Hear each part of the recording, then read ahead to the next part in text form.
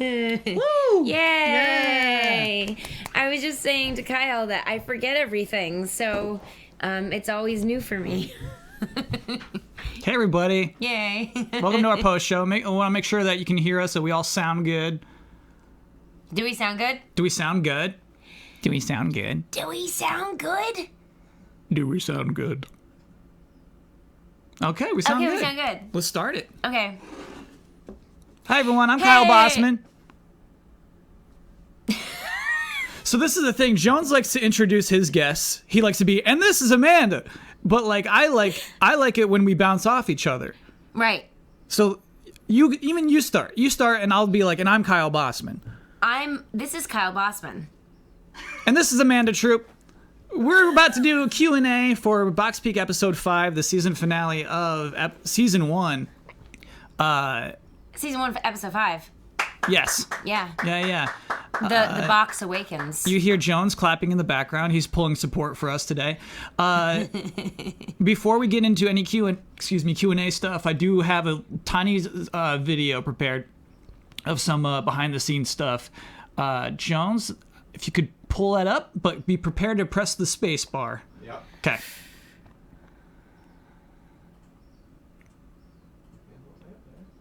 Oh. Okay. Oh. Here we go. Here we go.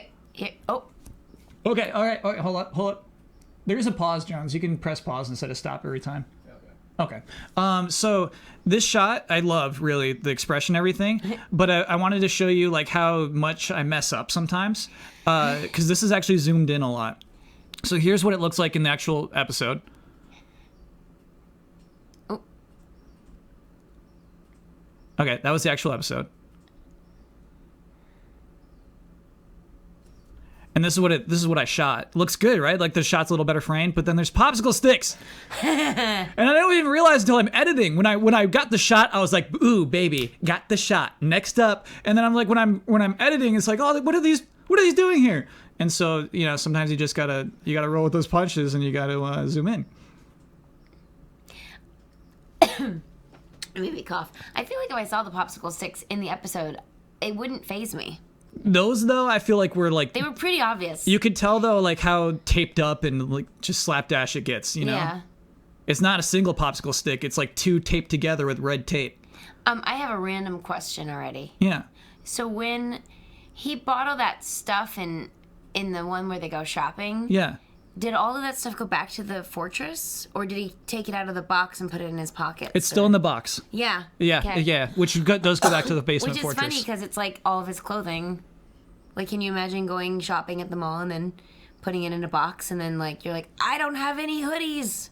Yeah, I imagine you would keep some extra clothing in your box in case somebody's got like a chilled, like something that makes it cold box. That's true. Or if you want cool outfits for just box peeking. Okay, good. Yeah. Thank you. This is weighing on me. The next thing that was queued up is how frustrating this was. So watch this. Yeah. So the walls, whenever, like, that wasn't a real, like, extended alleyway, That was just, like, paper, right?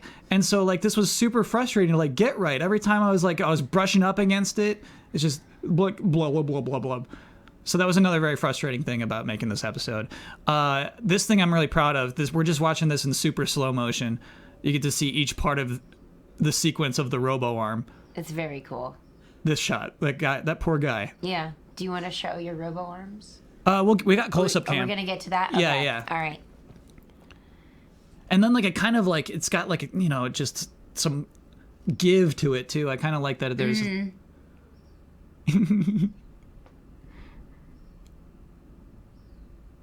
Oh. It's brutal. That was brutal.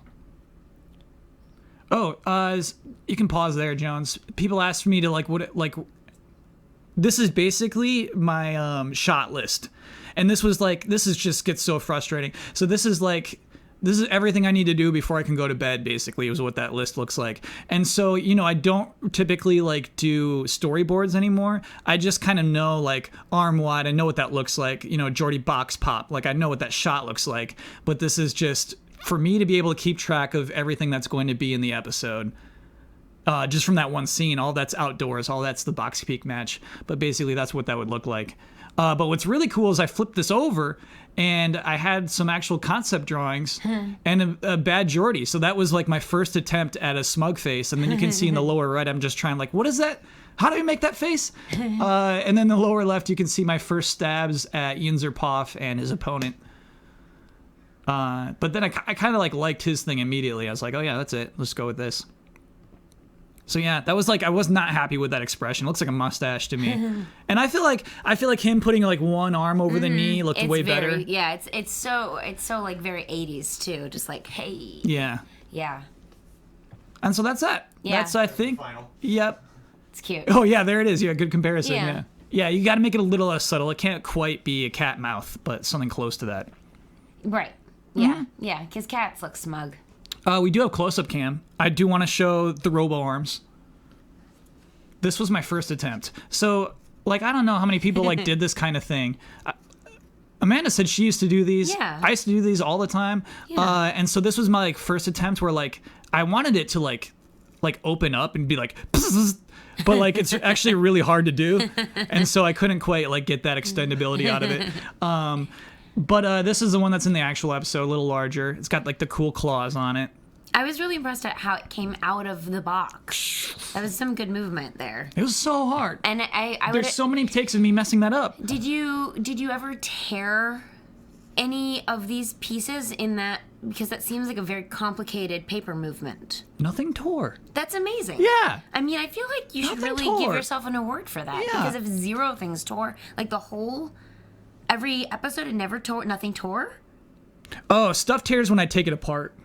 Yeah, but that's different. Yeah. Well, it's sturdy paper. I'm proud of that paper. Actually, I want to show this box too. Yeah, here it comes. I had to make 2 boxes for Jordi for this episode because like if you're doing a sideways open, you still need an opening in the bottom for the puppet. So like it needed to be a whole different box because normally they're empty on this side. Which, by the way, like this isn't even in the shot. I didn't need that. No. But it feels good to have it there. Also, it would have been less. The integrity of the box would have been less. It would have been flimsier. So it would have been flimsy, Yeah, and right. then you would have had other problems. Heck yeah. Yeah. So this is probably a one-time use box unless Jordi tries that plan again. I mean, you can't repeat a tactic because people will get wise to you. That's basically the lesson. Is like you use too many smell jars or a light beam or a robot claw. You can't keep using that. People will know. These kids know all my moves. Right. I love that line. Yeah. One last thing I wanted to show in close-up cam is like this thing. This is like my favorite drawing of the episode. Fun fact, this is the first time we see a box porter on a left hand. Total accident, but now it's canon. I mean, I guess it just depends on what hand you are. Yeah, exactly. You get to pick. You do. I had to look at a lot of reference for like what a construction zone looks like in a city. I think like it kind of like that's hard to communicate. You know what I mean with a Yeah. simple style. Sure. I think we kind of got there. I think it works. Yeah. It's also creepy and weird and like what's Jordi thinking? Well, he's thinking I want free chicken tenders. But like And he doesn't want to tell his friends. no, he's He not wants going them all to share to them. He's like that's for me.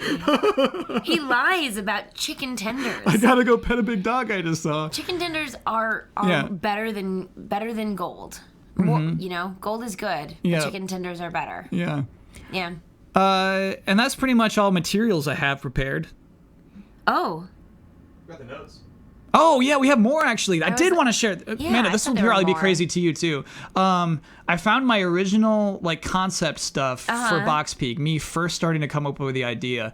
Originally, it was called Brain Blasters, paper puppets web series set in the world of a fictional video game. Since the puppets are so lame, might be cool to use real life effects for battles. I want JoJo/Yu-Gi-Oh traps and tricks. The battles justify the paper somehow. That's the seed right there. That was it.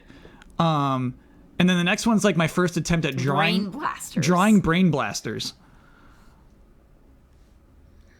Jones, if you would. So like that's up at the top. Like that little kid's a brain blaster, and so he's got like a box that comes out of his brain. And then you can quickly see that I'm like, boxes, huh?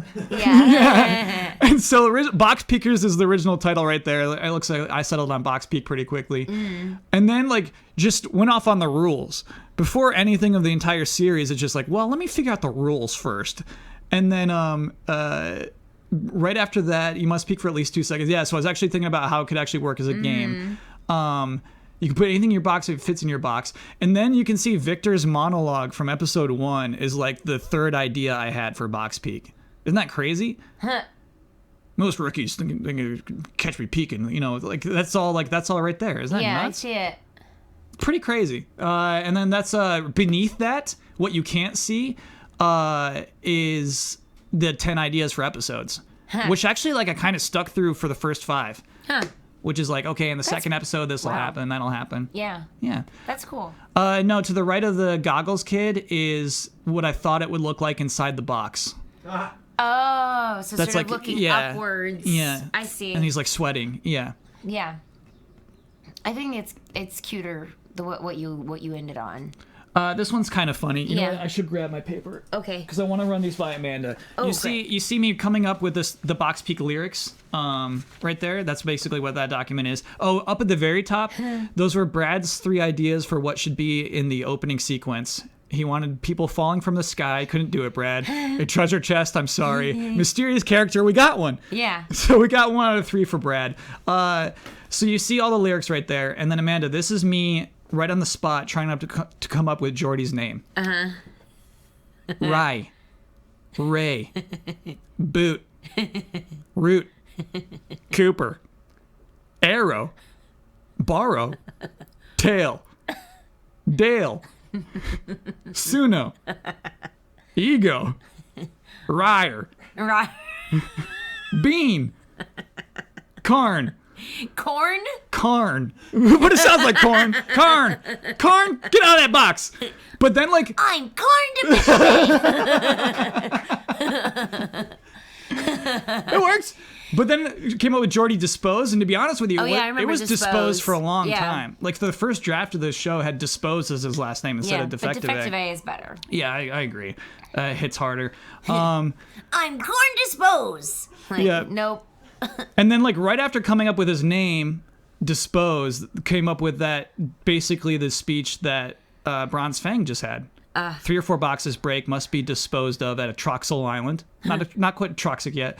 That's the island with a giant acid pit. Yep, Box Peak is serious business. Isn't that weird? Yeah. So yeah, those are like the weird like design documents I wanted to show. It's a good thing that I had that mysterious figure following me around, helping me play with a defective box. Yeah, otherwise Yeah. Jordi would have never had that box. Right. Right. Yeah. Just by dumb luck, his last name looks like the word defective. Yeah. The last thing before we take Q&A questions, I did want to talk about Luke Arnold doing that voice. Whoop whoop. Because I think after Amanda, he's like the second person I asked. Well, then Easy Allies. Hey, Easy Allies, will you all do voices? And then, because like Luke Arnold's like, he's so down. You know what I mean? He's down to do anything. And at one point, he's just like, hey, man, if you ever want to collaborate on anything, let me know.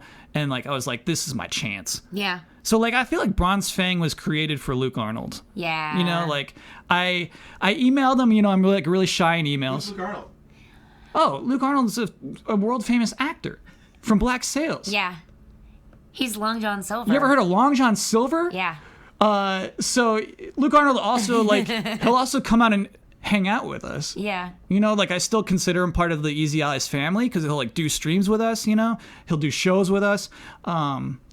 He watches our stuff. You know, so like he might be in chat. He might actually be brings us watching right rum. now. He Sometimes is. Is he in chat right now? Is he in chat? He does bring rum. Yeah, he's along Luke Arnold in chat. If he's Luke. around. If he's around. I don't know if he's in.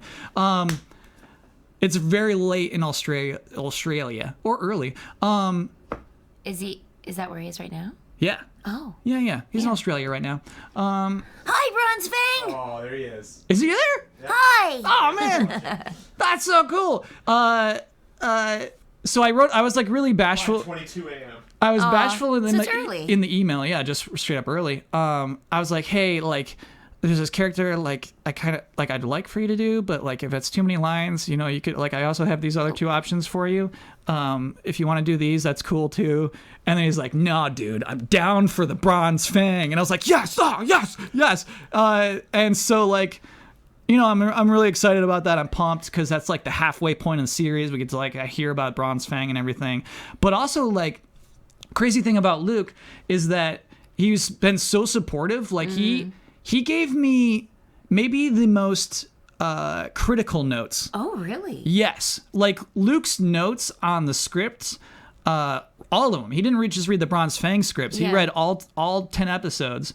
They were like, he's got good stuff. Yeah. And he's like, hey, man, do you really need this? And I'm like, no. You know, like it's like that, like the kind of like those notes where you kind of need like the tough notes, you know? Yeah. Just like, hey, this is really good, but like I'm not feeling that. I don't get what the point of that is. It's like, oh, he's right. Yeah. And so it was like really nice to have.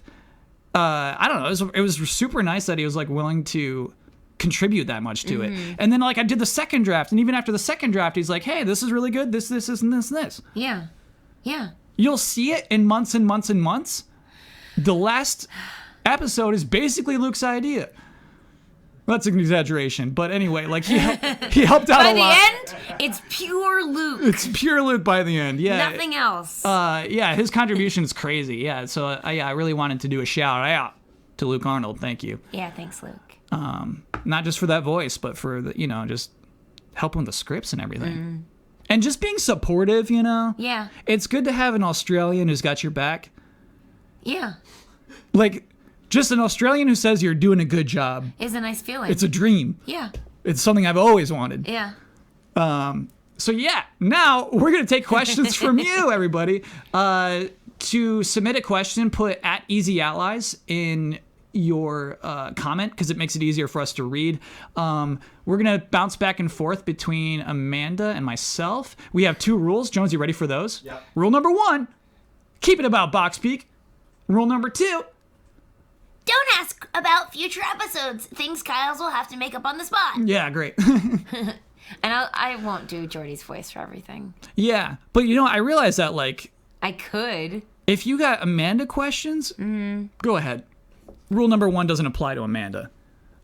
You know what I mean? Like they don't. What was the first question? Keep it about Box Peak. But like, sure. You know what I mean? They get to ask me questions about anything all day long. You know what I mean? Right. If somebody's like, "What do you think about Nintendo's reports?" I'd be like, "No, shut up. This is about Box Peak." But if you have any questions for anything about Amanda, Yeah, like, well, I'll answer at my discretion. Okay. How cool, about cool. that? Do you want to take the first question? Sure. What is it? Oh, I mean, look for one. This is what I do. Oh. It's basically I go off the top and I'm like, and they move really fast. And look, basically anyone you can pull. How does recording lines for Box Peak compare to other voice work that you do? Great Amanda question. It's the commute is very short. Because it's here in the booth in the garage. So that's helpful. But also, I feel like when Kyle brought me into this, he brought me in as like a collaborator. And like, yes, he wanted talent, but he also like, I felt very like equal footing and not like just a hire, which is a nice feeling. So, I would come in and I'd be like, what about this? And we'd have a little bit more, and not that I don't have interaction in other jobs, because I definitely do, but sometimes you come in to do a specific thing, you get that thing, then there's air silence while like people are off approving it and you're just standing in a booth by yourself waiting for people to decide, and then they either redirect you or you're done, and then that's the end of your participation in the job. So this one was much more collaborative, and it's fun, and plus I did a lot of characters. Yeah, like Yeah. I talked about last week, the table read that we had together that was you and me and Jones, and we just read through basically 10 scripts, 5 of which were super rough, but it was so helpful. Not just like it always helps to have you like hear the lines out loud, but also like you two were like, the first people to hear those scripts, to read those scripts, and also like give great feedback on that stuff and like Yeah. help develop it and like make it a show, Yeah. I remember you had the idea, and I was a little bit nervous going into it. Like, what is this?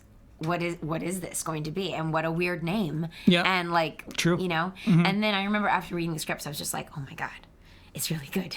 I'm so excited. So even you're like, well, they were rough. I was still like at that time, I was like, this is good. This is funny. Ooh, what's the probability of getting a Bronze Fang t-shirt? Listen, I know. Like, I want a whole line. Sure. What do you think it would just be him? Or would you rather have a hoodie or like a hood that has like little horns on it? And then it's like I want a hood with horns on it. Yeah. Like it's maybe one of those hoods that kind of comes down and you can put his little box thing on it, and then I think that's a great idea. Yeah, that's what I want. Yeah. So tweet at FanGamer. Or even a hat. Or even a hat. But I feel like a hoodie would be sweet. In seriousness, the shirts have been doing really well, extraordinarily well. They're doing pre-orders now, so basically sold out of a lot of sizes. So if you want any size in the world, you can get it now if you pre-order. But I think that's great. It will come after the holidays. Yeah. They still got to print them. They got to print a second batch. Know that. Takes a minute. Hey, and you get a Chegg Duff Which sticker. holidays? All of them. All of them. Yeah. Okay, so January. Well, maybe before New Year's, but yeah, Oh. like basically that last week of December. Okay. That's when it's coming in most likely. Yeah, are we getting plushy boat dogs? No. Darn. Custom plushies are expensive. Now I'm out of here. If y'all want to buy them for $50, go ahead. That's expensive. We'll make them. I mean, we could just make a beanbag and say it's a... Like, we could just have beanbags and call them boat dogs. I'm out. Next question. Yeah, let me That clear straw question came up a few times. Oh, sure. It's not a straw. It is a weird like chemical mixer. It's a glass. Oh. I actually had one break already. Like a... yeah. So it's weird as it was, you're at Michael's, you're always looking around at Michael's. Like a swivel stick? Is that what the swizzle stick? I don't know, it's just a long glass stick. It's made of glass, and it was next to the Halloween stuff for like, hey, this is where you mix up chemicals, and so like if you want like a weird like chemical mixing mixing, up real chemicals that's for what I don't Halloween? know. I wonder if the people who make like chemical like glass science tubes, I wonder if they're like, hey, we got to dump our Beakers? inventories. Yeah, there's beakers. There's like the triangular beakers Why do they have science stuff at Michael's? because Halloween was coming up. That doesn't make any sense. They were tying it in. It doesn't make sense, but at that moment, I was like, "Oh, this is perfect!" So yeah, I got like a couple of glass tubes. How many marbles did that cost? You know what? I don't even pay attention. I know I'm like, hey, I got a $2,000 budget. I'm buying whatever I want at Michael's every time I go. Man, so okay. So what's the answer to the question? It's always been that beaker? No, that was Beaker new. That was swizzle? new for this episode. Oh, Because I guess, I was probably around the beginning of October going into production for this episode. Well, that can't be true. So yeah, I guess near the end of September is when they started getting Halloween stuff out there. last year. Yeah. Yeah, right? No, Not this year. This year. Oh, so you just finished it with that beaker stir just recently? Yeah, episode 5. Right. It was done at the beginning. No, it went into production at the end of September. Okay. Because Box Peak premiered in October. Yeah, so I Yeah. think that's how that worked out. Yeah, Yeah, so that's what that was. I do not use coupons at Michael's. that's too bad. They're so particular. I don't know. I don't like. Well, they I don't are. like their little particular. Like, I just want to go Sometimes- shopping. And you get a coupon and you go and then it's like, oh, it doesn't work until tomorrow. Yeah, and every single time they're like, "Hey, do you want a Michael's card?" And I'm like, "No, thank you." I don't know why. I don't want that Michael's card. Like, listen, I don't want Michael's in my wallet. I think that's what that is. yeah, I have a nice clean wallet. It's very simple. I don't want Michael's in there. you could just throw it in your glove box. You're right. All right, let's do an Amanda question. I thought I saw something. Oh, I think I saw is Jordi's voice hard to do for a long time? It's not too hard, but I will say that if I do it for 2 hours straight, yeah, that's a little rough. But otherwise, it's not too bad. I remember a day where it was like, "Hey, Kyle, I've done enough Jordi." Do you remember that day? Yeah, but we were like, we did like It may have been more than 2 hours. many hours Yeah. of recording, and there were little breaks, but we were like just trying to get it done. Right. And Yeah. and develop it at the same time too is the crazy Right. thing. Yeah. Yeah, and I like to do a lot of takes per line. Mm-hmm. Yeah. What's like industry standard?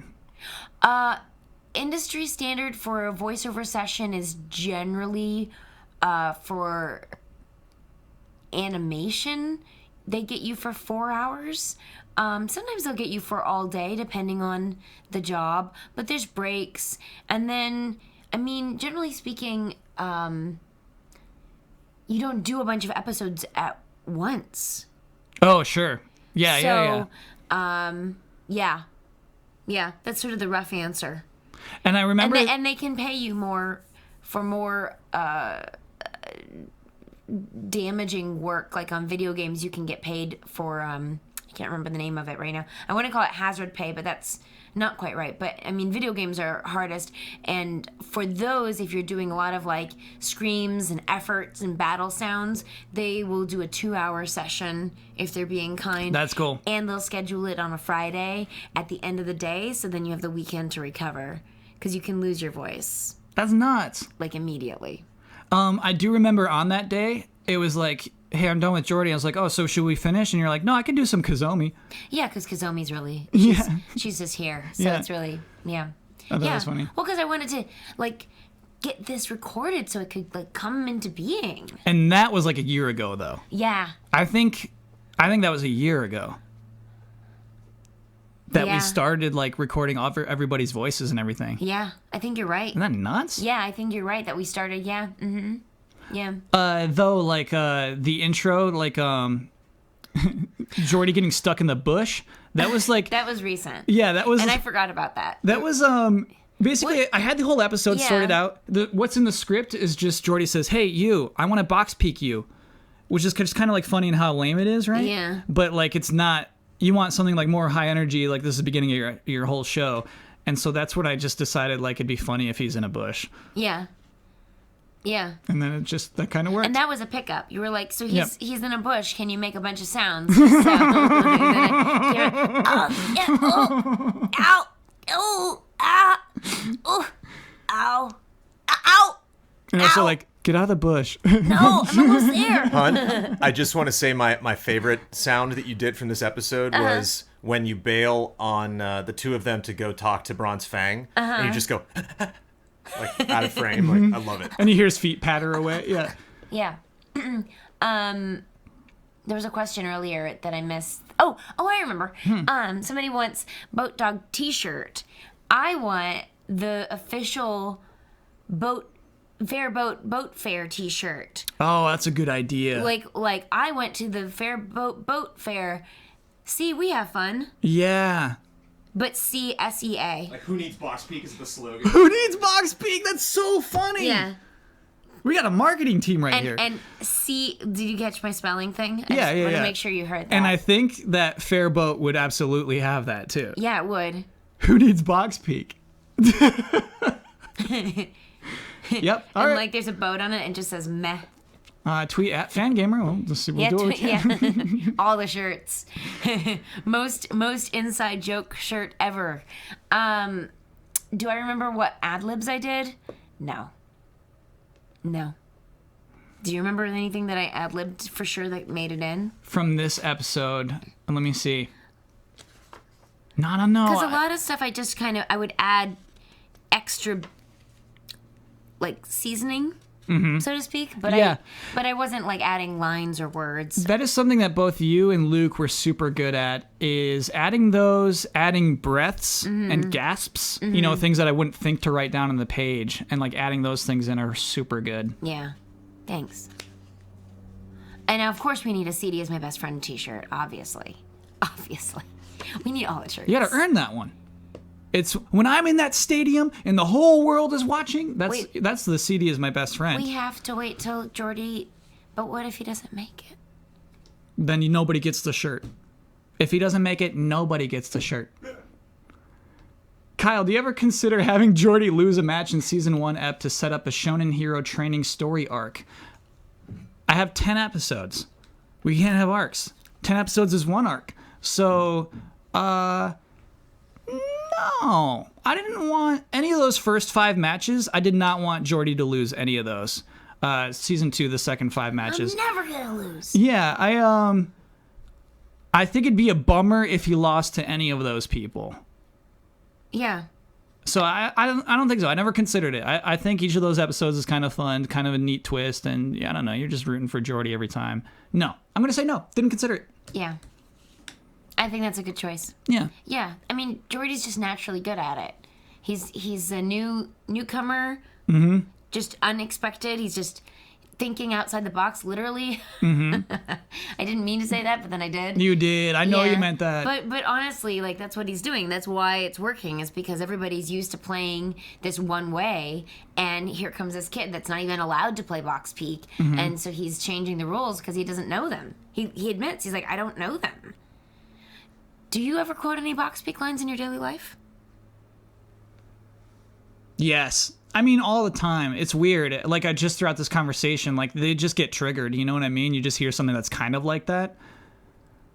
I'd say fewer CD lines. You know what I mean? Just like, I'll just hear a thing. I don't really have one that's like my favorite, though. Do you have a favorite line? No.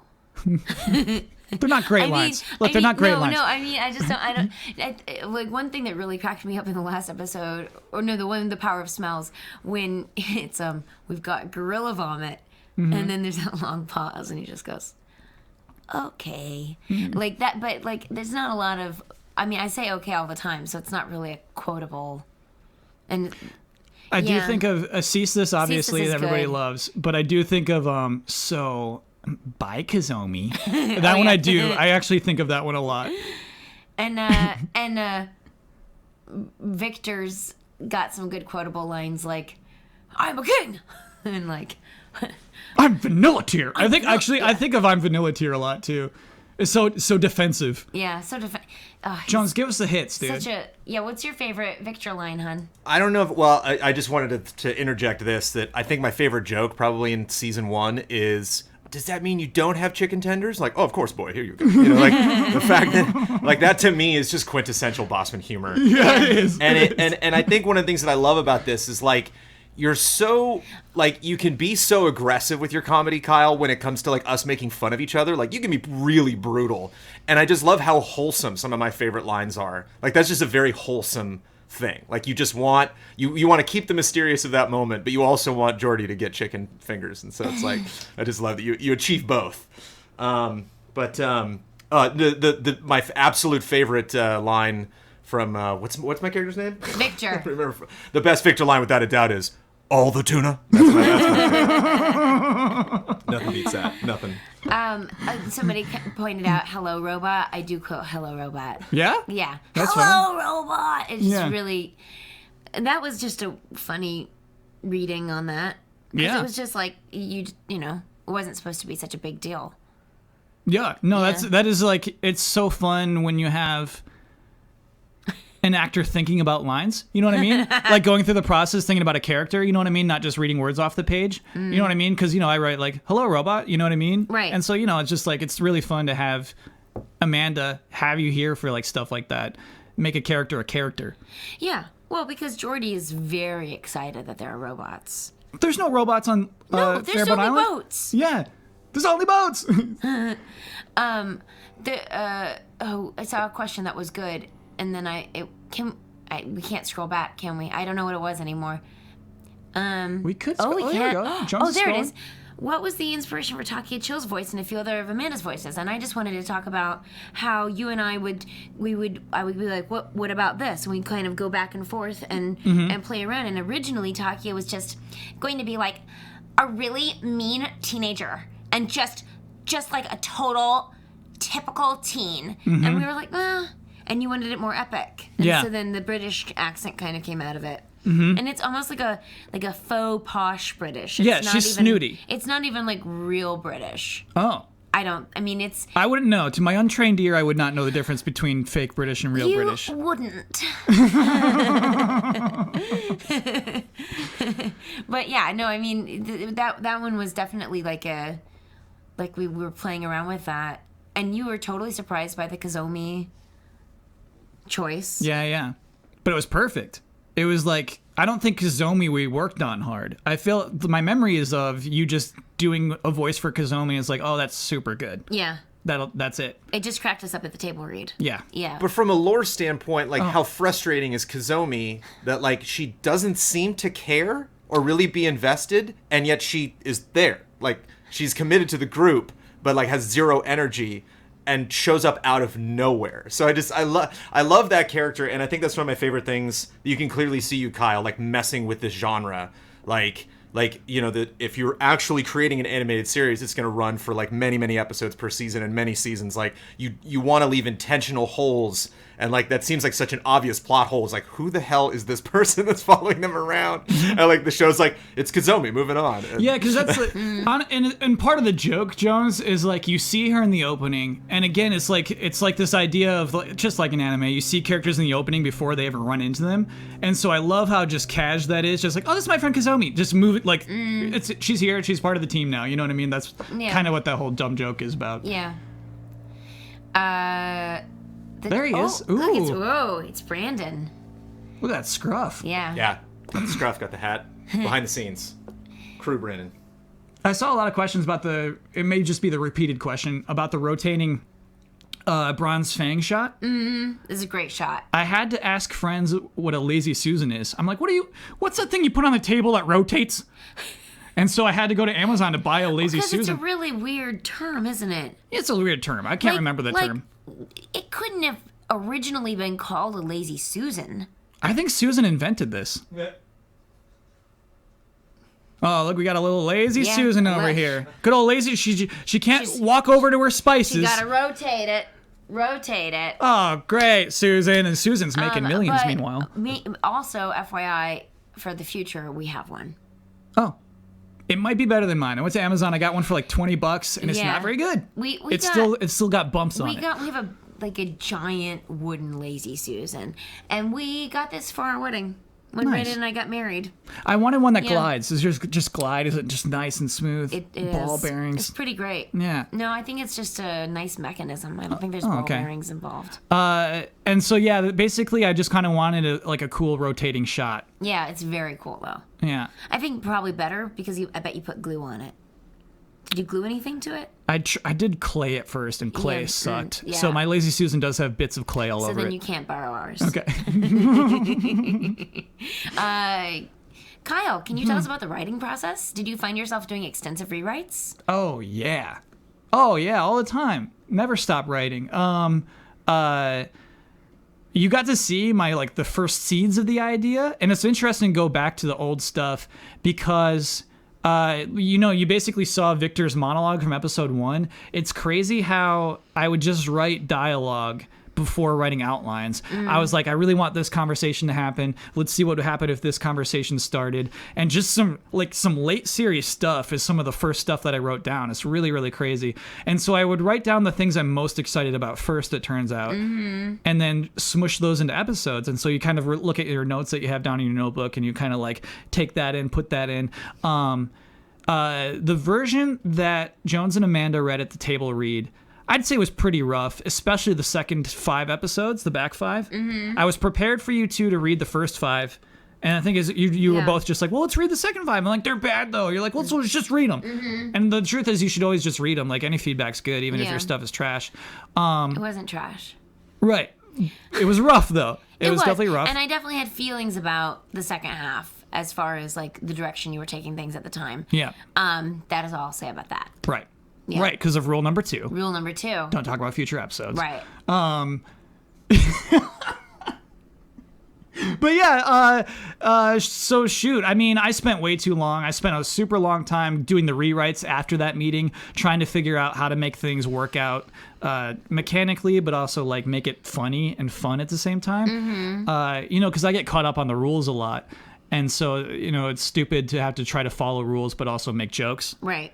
And somehow it works most of the time. There are rules in comedy. Yeah. Yeah. Oh, but I mean, in this world, you know what I mean? I can't imagine Monty Python playing a game where it's these are the rules of the game and these are always going to be the rules. You know what I mean? They're just wacky. You know what I mean? Anything could happen in this world, and I'm like, no, that cannot happen in my world. I feel like they totally did do that, though. Do you think so? Yeah, absolutely. They would have rules for their characters. Okay. They would have characters that would, no matter what, never acknowledge the parrot is dead. No matter what. Yeah, that is your rule. Yeah, that's I your get rule. that. So then the game is extended from that point of, that's where the comedy comes out of. Yeah. If the shop owner ever acknowledged the parrot, yes, we sold you a dead parrot, then game over. Game over. So it has to be extended for the whole sketch. Sure. Yeah. Yeah. We learned something right down. That's an interesting conversation, though. What do you mean? The one that we're having. I enjoyed it. About comedy and rules? Yeah, that was interesting. Yeah, I mean, I think I can get very particular, you know what I mean? Just like, hey, it'd be like Chegg Duff was originally a talking cat. Well, Yeah. not originally, was at one point a talking cat. And I was like, wait, what is he now? well, he was a talking cat in real life. Oh. So Nulian was gonna look down at Chegg Duff, the talking cat, and say, super surreal. sorry, Chegg Duff, you gotta go. And I think that'd be a funnier ending. Yeah. But I was like, no talking cats in my world. You know what I mean? Like, so I think at some points you can like prevent fun and trying to care too much about your world. But it's a good rule though, because if anything goes, then it starts to get surreal, Mm-hmm. and then you're doing a different kind of show. Yeah, exactly. And this show is a tribute to a certain kind of entertainment and would pokey. Well, they do have lots of little animals and things, but that's a different thing. Like you determined this is the line for that. Yeah. Yeah. You're right. I Yeah. try to follow. Basically, a lot of rules are like, if Pokemon wouldn't do it, I can't do it. Yeah. There's a lot of those rules. Yeah. I saw a question that came in a few times that was like, wait, there it is. Which voice/design took the longest to get right? Oh, do you mean generally? Like that, not just Amanda question? Yeah. Okay. Which voice took, CD took a while. Really? Yeah. When we did that table read, I was doing like kind of normal Kyle voice. I wasn't doing it like heightened at all. Yeah. And then I did like first trying to record way more cartoony, like trying to be like this, like at that level. Uh-huh. And then found something in between eventually. And Yeah. for me, it was like failing a lot is how I got. CD was really tough. I think it was really important that you found it though, because I did such a cartoon boy's voice. The blend of the two voices had to be particular. So I think you really found like it. if I was doing this, it would just sound so stupid. It's like you're just doing a worse one, dude. Like you know what I mean? So like I agree. I think that is a good point. Is But you had also, to find something to bounce off. if you were just too normal, Yeah. then it was like, what's wrong with that kid? Yes. The Jordi kid. Yes. Yeah.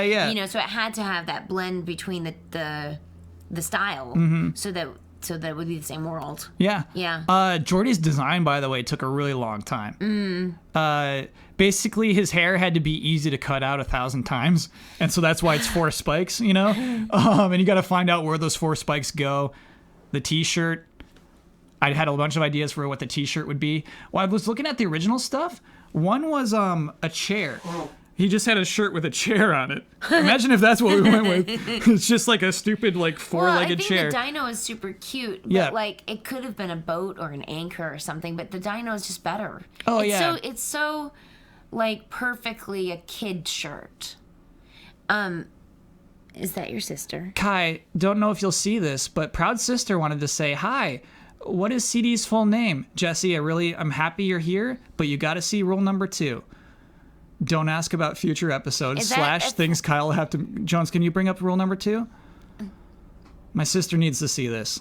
Jess, we have strict rules. I love you very much, but I can't answer your question. I can. You can't. No, do not do that. Do not do that. Rule number 2 is here for a reason. We must follow the rules. What? Wait, I'm not here to ruin all the rules. Why am I here? Because you're answering really thoughtful questions. Oh, like I'm chat doing- comes up with good yeah. questions. You know what I mean? But have you ever noticed that Chegg Duff is also CD? What if his name was Chegg Duff? That'd be really meta. And like Chegg Duff is all about Wait, CD. CD wait, has a tail. Wait, CD? You find out in episode 8, You're just a like famous CD voice have a tail? actor? Yeah. On a cartoon show? Hey, anything's possible in season 2. That's not. No. Wrong. What kind of voice? I mean, Chegg Duff, I do totally just picture as buttons. Me but- too. I Yeah. try not to. Chegg Duff is buttons. Yeah. It would be Jones doing Chegg Duff for sure. Brandon, what's this Chegg Duff? Oops, I made another mess. Can you say it? Yeah. Oops, I made another mess. What do you think about my dirty tail now? Oh, yeah, say that.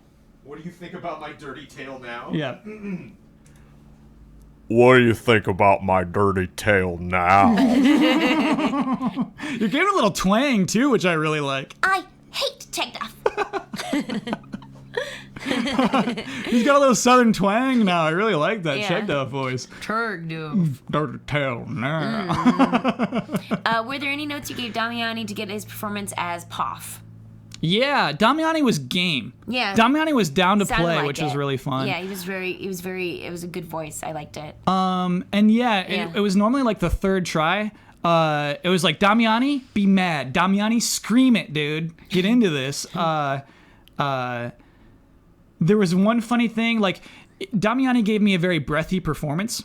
We don't know, what do you call it? Mic... Technique. None of us are good at that. And so I had to... What do you mean, none of us?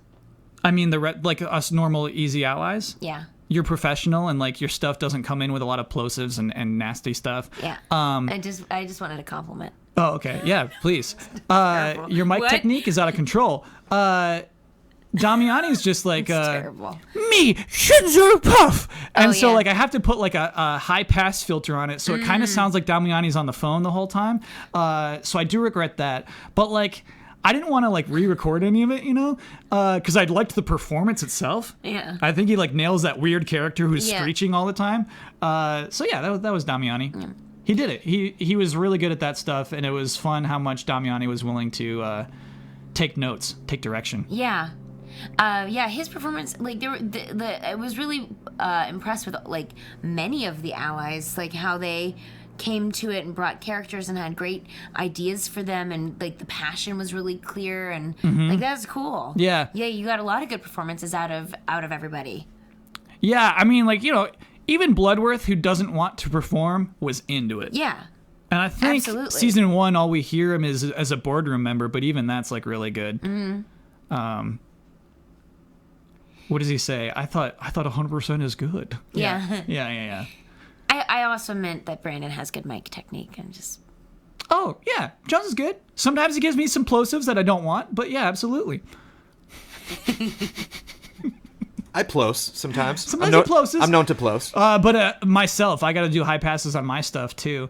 Would we be able to auction off stuff? I kind of want to give it away more than auction it off, but maybe we'll figure that out. You're going to give me some stuff, right? Yeah, absolutely. good. Yeah. I want to put, like, some of these little guys in the shadow box. They're cute. And put it on the wall and keep them. Sure. You know? Yeah. Mount them and keep them. Shadow boxes, like, I'm scared, like, they'll, like, eventually over time just kind of, like, they're just paper, you know? I'll get a good one. Okay.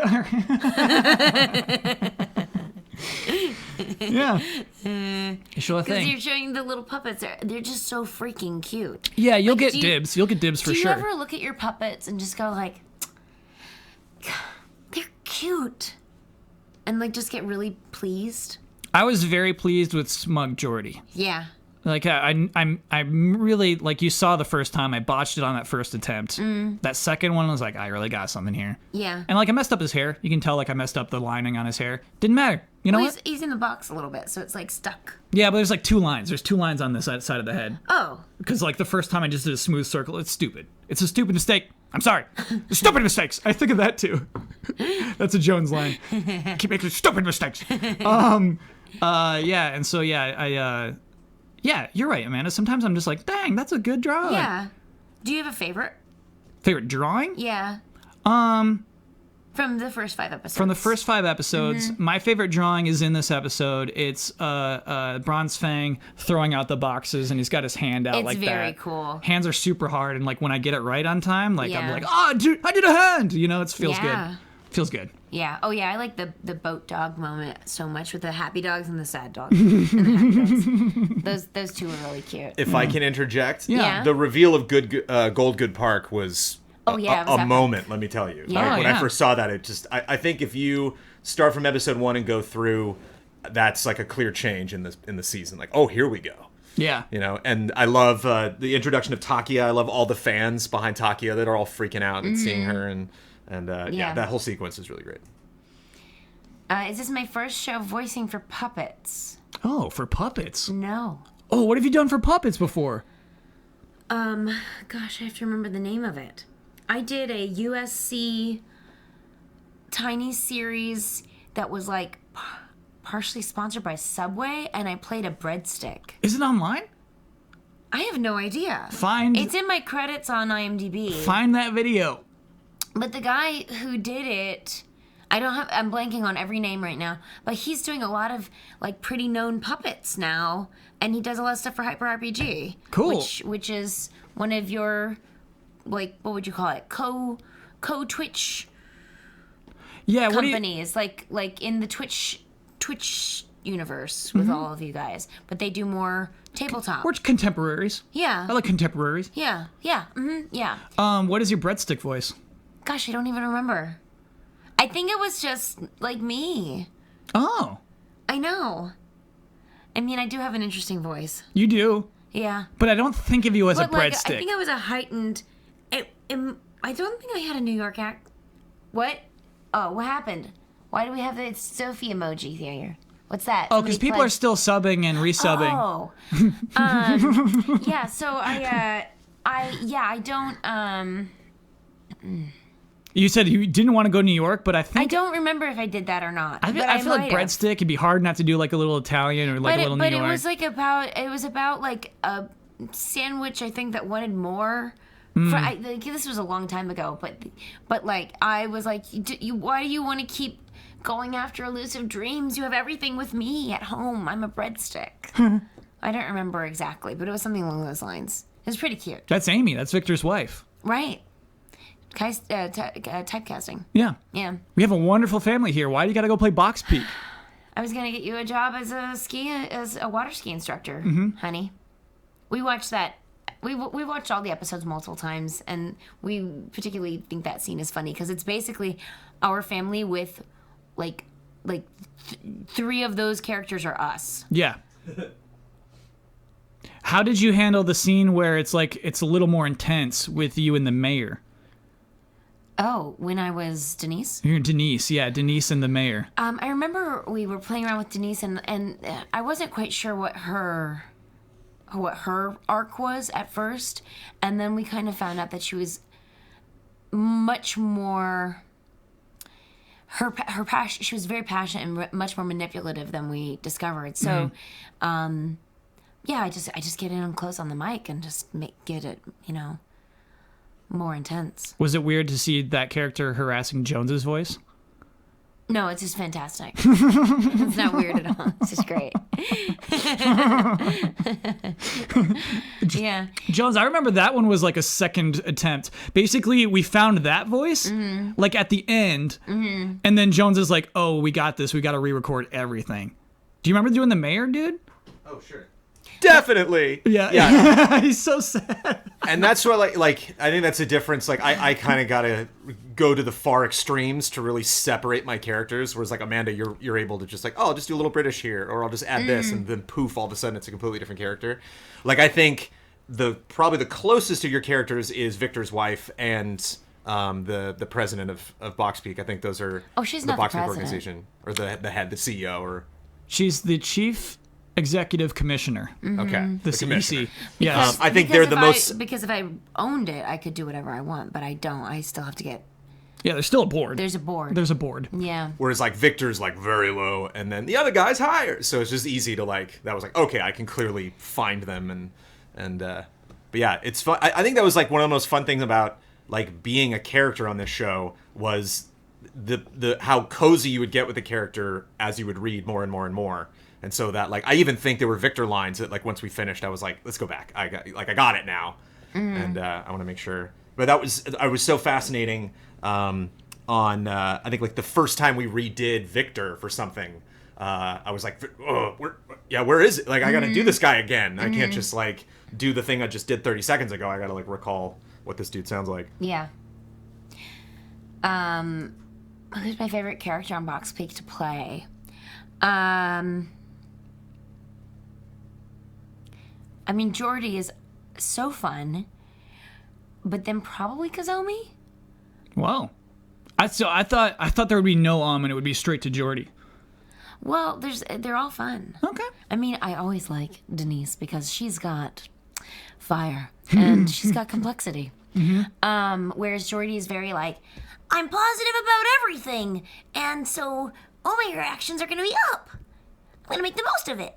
So that's like, so there's just like, it's just more, But that's fun too because you'll see in the script like, oh, this is a frustrating moment for him, but how is Jordi frustrated? Like what did he say when he found out there are no box mods?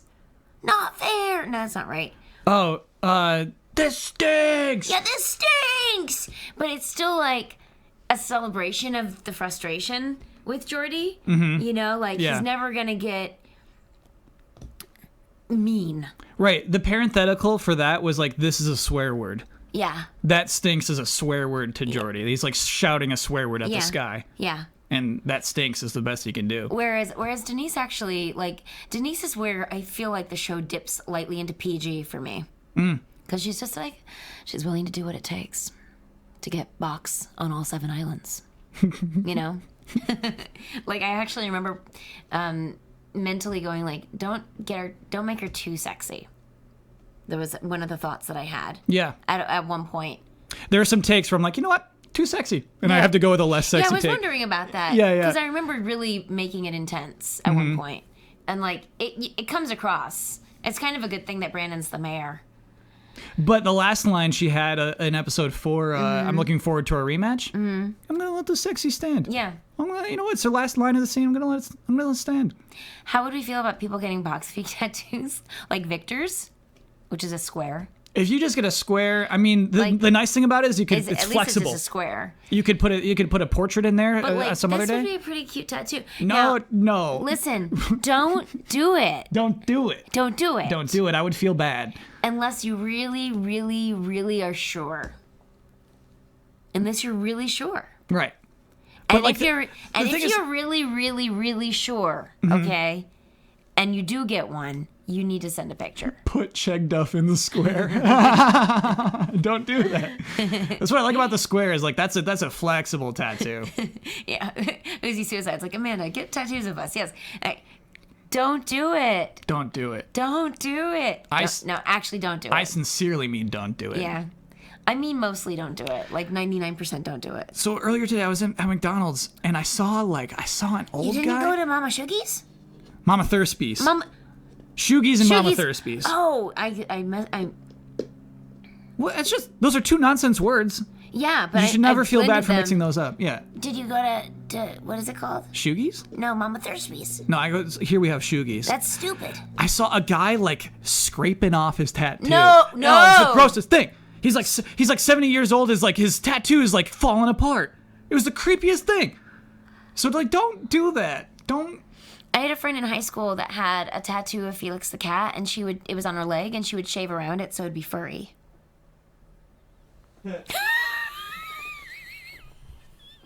That's for real? It's for real. That's gross. That's grosser. And like, I don't want to be sexist. Like, it'd be gross on a man's leg too. You know, that's just gross. That's just a gross idea. Everyone's gone. We lost half our viewers. That's very funny to me. And close out. Now, to be sure, I have no tattoos. Brandon has no tattoos. You don't have tattoos. Do you have a tattoo, Kyle? I do not. No. So, don't take it from us. Oh, but no judgments against tattoos. No judgments against tattoos. Judgments against box peak tattoos. Get something that is meaningful to you. Well, it could be a box peak tattoo. If it's meaningful to you, do it. I don't want to encourage people to be themselves and to do the things that make them happy. So if that makes you happy, do it. I get you. Yeah. If it makes you unhappy, don't do it. If you're doing it just to have it, to be like, look, I actually did the thing, that's a bad reason. Yes. Yeah. Right. Like if you're doing it just to like get likes on Twitter, like just like the people who they put their tattoo on Reddit and they're like, yeah, I got a lot of upvotes, and then there's like they wake up tomorrow like, oh no, what did I do? Yeah, this is forever now. Oh. So don't get like that. Don't do that. Don't do it. I'm not gonna click like. You know what? I retweet every single Box Peak fan art piece. Except for those from children. But I will not retweet your tattoos. I won't even click a like on it. All right, we'll leave it there. Amanda will probably retweet you. I'm just saying, only if it's really like you're like, this makes me the happiest ever. If it's just to show off because we were telling you not to, no love. All Let's right. do another question. Yeah, let's do like. We got a Shouldn't bunch. Jordi's box move more when he tipped over, meaning the arm mod that Poff used should have missed its target? No. That would have ruined the reveal. Yeah. I feel like it kind of seeks out its target. Can we get an Easy A shirt with the allies as box peak characters? No. That's really complicated. Right. Yeah. No. I thought about it. You know, just drawing everyone in box peak style. I don't know if I could pull it off, to be honest. I don't think the likenesses would be there. The claw's super cool. Did the idea come first, or did you know you could make the spring and then try and implement it? It's crazy. The script says Yinzer's box has a robot arm attached to it, which extends and clamps onto his opponent's box. And this is one of those things, Amanda, where I'm like, what? Yeah. When it's like time to like draw it and cut it out and I make have it. a good idea. And that I did not. I was Yeah. like, what? And so a lot of the ideas I thought about like just making it joints with like brads on it, you know what I mean? So it just kind of go like. What did Brad have to do with this? Brad's my assistant. Brad holds my stuff for me. I'm like, Brad, can you hold this? He's like, most of the time it's just the scissors, but yeah, Brad will normally be there. Well, you said Brad's on the arm. Yeah. Yeah. You answered my joke question with a serious answer, which really showed me. Well, he's not actually my assistant. I didn't know that. Wait, you don't have anyone helping? No. Oh. Oh. Wait, did you really think Brad was holding the scissors for me? Oh, when you said it just now, it made me think maybe. That's my dry sense of humor. Yeah, well, you I'm know, well known for it. as one dishes out, so shall one reap. Amanda, can you right now, imagine me in my apartment saying, Brad, I need the scissors. Yes. For hours. He's just holding my scissors. Anyway, I thought of it as like something mechanical. And I don't know when this popped in. You know what I mean? We all just made these in middle school. Right. For me, it was old printers. They used to have these things where you would like peel off the circles off the sides because they didn't have a way to mechanically push out paper yet unless there were holes in it. And so, you know, there would be like gears that push out the paper. And then you would just take these strips and there was nothing else to do with them but like make cool like little robot arms. Yeah. And so absolutely that lit up and I was like, oh, I could do that. It's sort of like those like lanyard. We used to make like keychains with like the plastic strips. Boondoggles? And sure, and you'd like weave them. It's sort of a similar weave Yeah. thing. Heck yeah. Yeah. It's crazy when When crafts, they become relevant. it's relevant. You didn't know it was a life skill that you'd need later. You do so much arts and crafts as a middle schooler. You do so much. You just know. You just have a knowledge base of like, oh, I know how to use scissors and hot glue. Yeah, I would say that some of my crafting things have come more in handy as an adult than other things I've learned. Yeah. So don't skip crafts. Don't skip crafts. Forget about what kind of rock is which. Yeah. I had a test where it's just like I had to identify rocks. Well, I had a rock collection, so I was really good at that. I did though. Just like Earth Science Master. That's funny. All I right. glued rocks to a piece of paper or like a piece of cardboard. I don't know. I bet my parents don't have that anymore. How would you describe your work dynamic? Writer / actor, director. Oh, wait. Oh. Jones, can you Scroll it back. Oh, the question. Yep. Fellow members of comedy group, a wild mix of everything. Right. It's definitely more than actor. You know what I mean? Like your contributions more than that. Do you know? Wait, I don't think I understood the question. The work dynamic. So what? Between you and other people. I think you and I think that was the between question. us. Yeah. Oh, yeah. And that's the tricky thing is so like, you know, that's why like Jordi gets his own slide where you just have your name on there for a long time. I wanted to say that I'm going to tear up. That was truly touching. Cool. Like, I was like, oh, I get my own card. Yeah, because like I wanted to, like, because I didn't have a title, you know what I mean? I didn't have like you know what I mean? Because it's just created by Kyle sweet. Bossman, then we move on. There's no other credits other than like acting credits. And so yeah, I wanted to have just like boom, Amanda Troop, like right Yeah. there, you know? It was very sweet. Yeah. I was like, oh, it's so nice. Merry Christmas, everybody. Yeah. Merry Christmas, everybody. Happy Thanksgiving. So that's what that was. That was like Because Amanda has been way more help than just like doing a voice, and so that's like, it is like it's a fun dynamic. It's, like I did insist on typing out the scripts entirely, but the contributions have been huge, not just in like character development, but in writing and formatting and like figuring out what happens to who, when, to whom. But from my perspective, though, I felt like creator and actor to me, but in like the kind of greatest way of like not that we've worked together a bunch of times, but in that way of like, I'm trying to think of a director, and the only ones I can think of right now are Tim Burton and Johnny Depp, which is not the example I want to give, but like, because you're Johnny Depp. Right, which I am not Johnny Depp. But you're like everything he does. You just don't like his acting. There's a lot of layers to that. I don't want to unpack. You think he's a cool guy, but you don't like his acting. No, incorrect. But like you like who he is today, No. but you don't like Gilbert Grape. That's so backwards and completely wrong. No, like what are the other? Brandon, think of another like. And now I'm like Coen Brothers and Francis McDormand. The Coen Brothers and Francis McDormand was actually one of the first ones. Also not quite right, because obviously that would be a much more layered relationship. Which Matt Groening and Bender, the guy who... Yeah. Hello, John DiMaggio? Sure. Or Billy West? Sure. Like just like it felt like very much like it wasn't like you were like I'm hiring you to do this, but it was much more like let's play.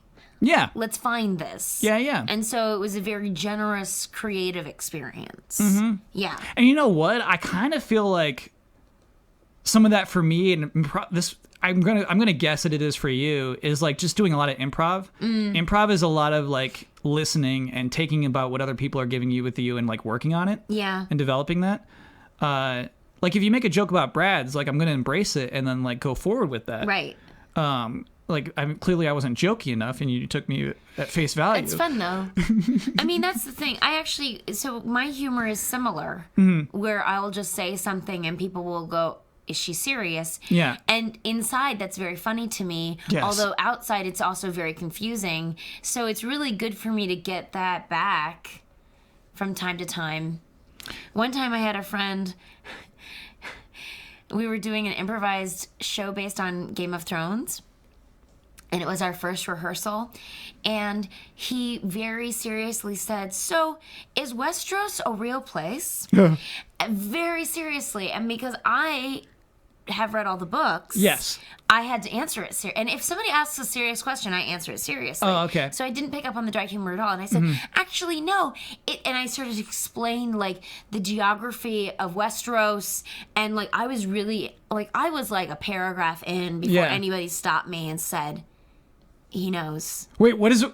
What do you actually say beyond no?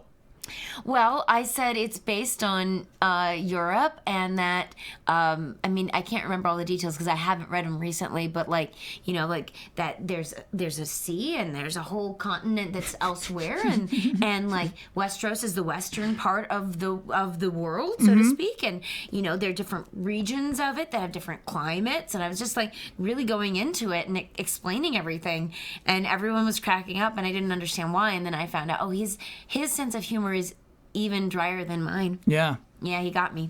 But also, like, people are dumb, and so like somebody asking, "Is Westeros a real place?" isn't that far-fetched. I just really wanted to make sure that he had the information that he needed. Yes. Yeah. I saw Phantom NK ask when I cry, like if I cried at the reception of Box Peak. The answer is no.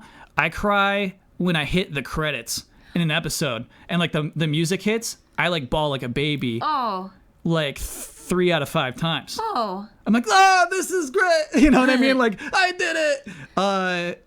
What, like when you watch it for the first time? Yeah, I guess when I watch it. Not on the stream. Not on the stream. Yeah. I'm a solo crier, but I'll cry heavy. Oh. Yeah.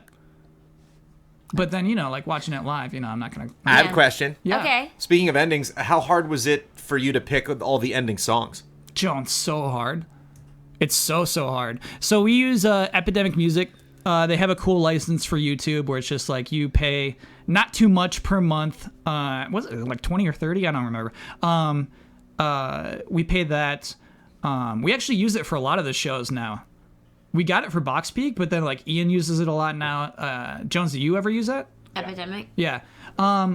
So I do a lot of snooping around. I did a lot, like even when before the scripts were done, because I like musical endings. I like those a lot. So basically, no, not basically. I have all of season 2's final songs planned out. They're already locked in. I have a lot of the music that's going to be in through those episodes. I'm like, oh yeah, baby, that's going to be right in that moment. Because I dig that. I dig that big time.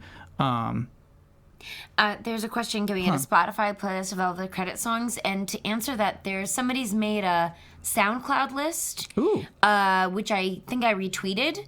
So if you dig through my tweets, you might be able to find it. And there was another question: did I coach anybody on their voiceover performances? No. I was solely I was here as actor / partial contributor, but not a director. Were you not here for Jones? I don't think so. Don't think so. Oh, okay. I have Yeah, like I a don't think a so. memory of you like helping Jones out. Maybe that's a false memory. I mean, I help him out, okay. but in life. Oh, okay. I'm a big boy. Just like in bed at the night, just like Jones, you could have done a little better with that. I do my own voiceover. How did you pick who voiced who? How did you pick who did which character? Basically, I think like we all know all of the Easy Allies pretty well right now. You know what I mean? We know like who would be good at which voices. Jones is a performer. Ian is a performer. So I went heavy on both of those two. Heavy on Amanda, obviously. And then I wanted to basically evenly disperse each of the other allies. I didn't want to go overboard with me because I knew CD would have a lot of lines. So that's why you don't see me hopping in his other characters all the time. So like I don't want to hog too much, but also like there's a limit to where like you watch a show where it's like you never want to be Garden State. You never want to be Zach Braff writing himself kissing Natalie Portman. You know what I mean? Because you're like, you wrote this, dude. Right. You wrote this. Right. That you wrote this guy. Like you don't ever want to be like giving yourself like just like the best lines and the like you want to be a contributor. You know what I mean? You want to be there to support other people, even as like the creator of the show. You want your character to be there to run support. I think that's a very generous point of view that is not echoed fully by most. Like, not by most, but by many. Like, you look at a lot of these shows and people are just like, I mean, look at Family Guy. You know? Yeah. So. Right, like I'm the voice of like it's just like Brian the dog. Come on, Brian the dog. He's Brian and the dad and the baby. Yeah. And I saw a thing. Yeah. A lot of rumors he might be Lois too. No. Yeah. Like there's a lot of people out there saying he might be doing Lois. No. Leave Zach Braff alone. Hate Garden State. Leave Zach Braff alone. Sorry. Questions That was who gets which voices though. Oh yeah, that's right. Try to evenly disperse people. Like we went. I just realized that we are blood light in the first 5 episodes. You'll see more blood in the second 5. You know what I mean? I think first 5 are Ben heavy. I think you'll see less Ben in the second 5. Things like that, and so, Brad heavy too. First 5 are definitely Brad heavy. So expect less of Brad. But Nulian is a great character. Yeah, Nulian's good. I just want to say that. Yeah. Just really fun. Yeah. Yeah. What Western animation had influence on Box Peak? Any? Simpsons, South Park, I don't know. Futurama, etc. I don't feel like Box Peak has a lot of Western inspirations. And I think, like, the thing is, I'm learning, people ask that stuff a lot. Like, did this inspire you? Did this inspire you? And you're like, well, I did watch that. You know what I mean? And so I do think that there's a collectiveness. You know what I mean? Things you watch do inspire you, whether you're aware of it or not. Yeah. And so obviously I watched all those shows and enjoy those shows.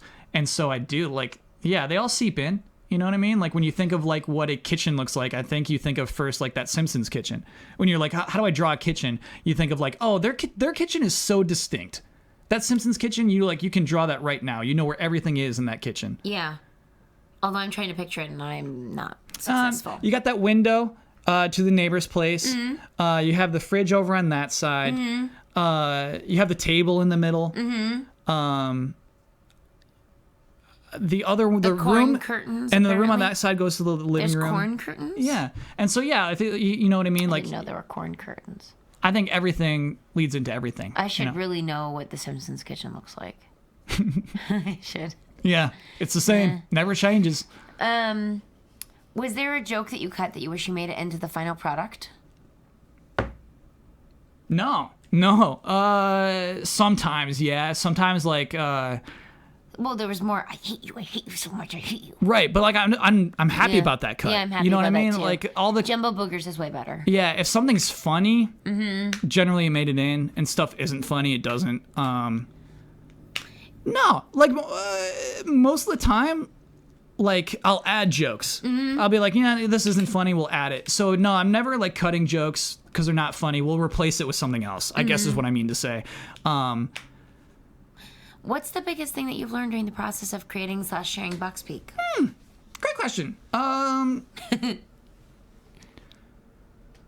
It's about like allocating time, right? Oh, Yeah, it's about like, setting realistic production schedules. But like the thing is, I like the end product a lot. The time put in, I think makes the show more valuable yeah. in a way. Yeah.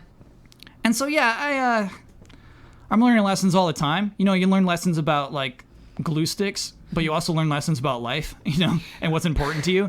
And so yeah, I learned too much. I learned a lot over the last year with Box Peak. It's crazy. Yeah,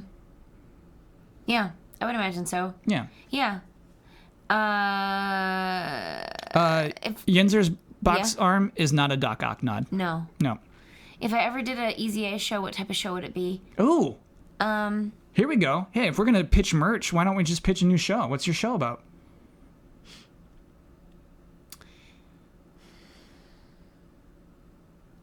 Whoa. I had an idea for a show recently. I mean, we already do Spouse Quest, which is fun. But I had something. I don't know. And then I'm like, well, maybe I should develop a scripted thing for Easy Allies. Just because it's here, and I could. Yeah. But, yeah, I don't know. And I was thinking about doing, like, an Instagram show. Because they have channels now.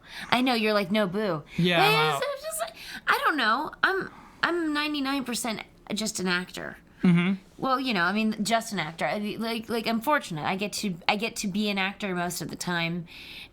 So when I've written a series, but I need to rewrite it because it's too epic Oh, to shoot. to shoot it. Yeah, that's a problem. That's It's a realistic problem that we yeah. have when we try to make web series, for sure.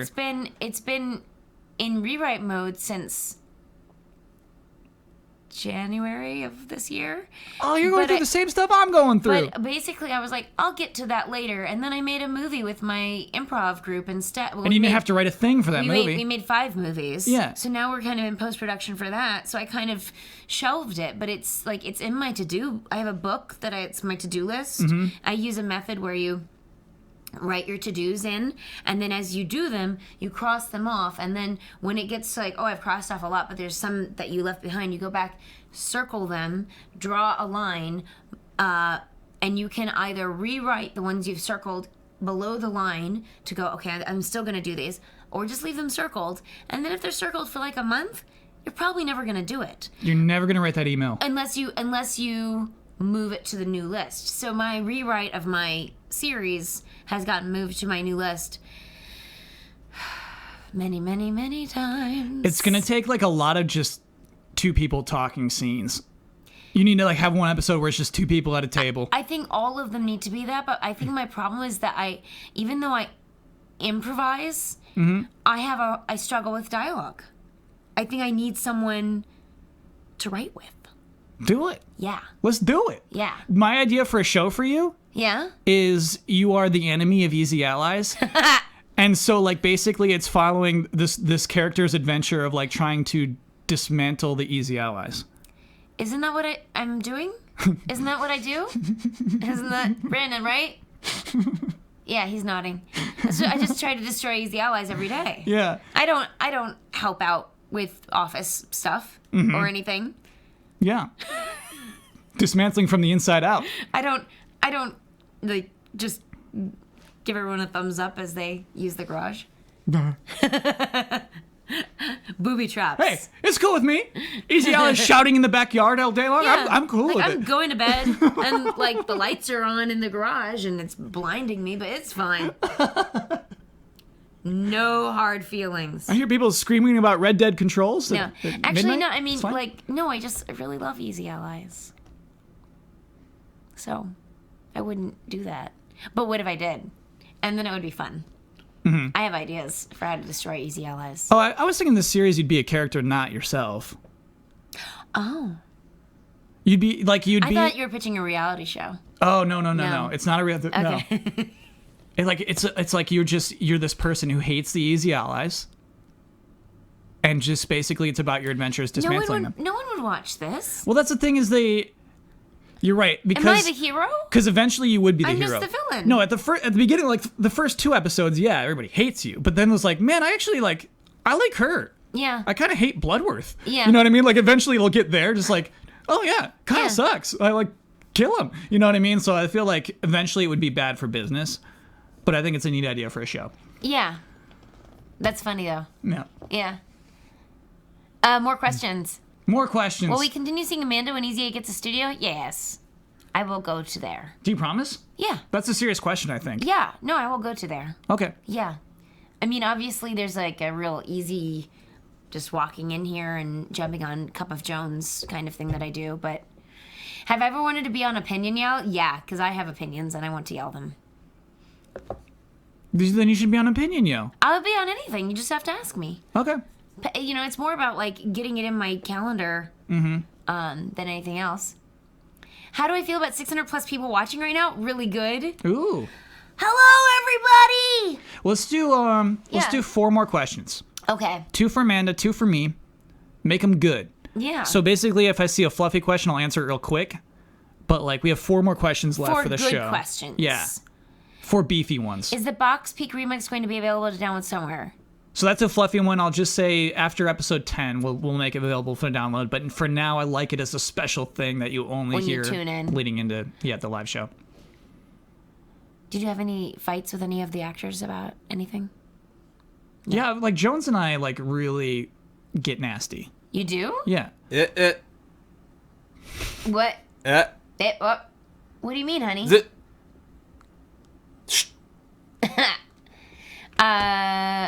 No, What's your the favorite- answer yeah. is no. Oh. What? That's how long it took him to find his own camera. That would have been really good timing, Jones. It didn't take you so long to find your own camera.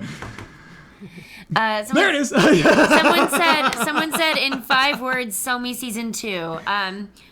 Wait for a while soon. Sold. Watch it. You must. Okay. Yeah, I mean, we can do some generic stuff, super generic, like those 5 episodes are my favorite 5 episodes. The next. Oh yeah. Like it's kind of like I'm talking I'm about pretty like excited about some of the stuff coming up. just like you grow to like characters, and so Mm-hmm. like episodes are just good automatically because you just like seeing these characters at a certain point of a TV show. Right. And so just like once you're rolling, you just like you're in for everything. Yeah. Is there gonna be a trailer for season 2? Yeah. Yeah. Good question though, because like for the season 1 trailer, I try to do as little as possible of the Mm-hmm. new stuff. I think that might be the season 2 trailer as well. It's like I'm not going to show you new stuff. Yeah. Keeping this close to the vest. I just want to answer a couple quick things that have been repeated. Yeah. I did not coach any of the allies while recording voiceover. Kyle just answered a little bit ago why he decided not to make himself the star. He Can't be Zach Braff. He didn't want to make it about him. Yeah. Will we cry during season 2? Yes. No. Yeah. No. I will. You won't at home. If you get a tattoo, it'll make you cry. I thought the season finale lacked impact. Sorry, Wow. scroll back up. This is Yeah, a good one. that's it. I was like, whoa. We had 4 left. That's a little beefy critique, one. Yeah. Was this on purpose, or did you think the reveal about the box was enough? Wasn't meant to. So that's the thing.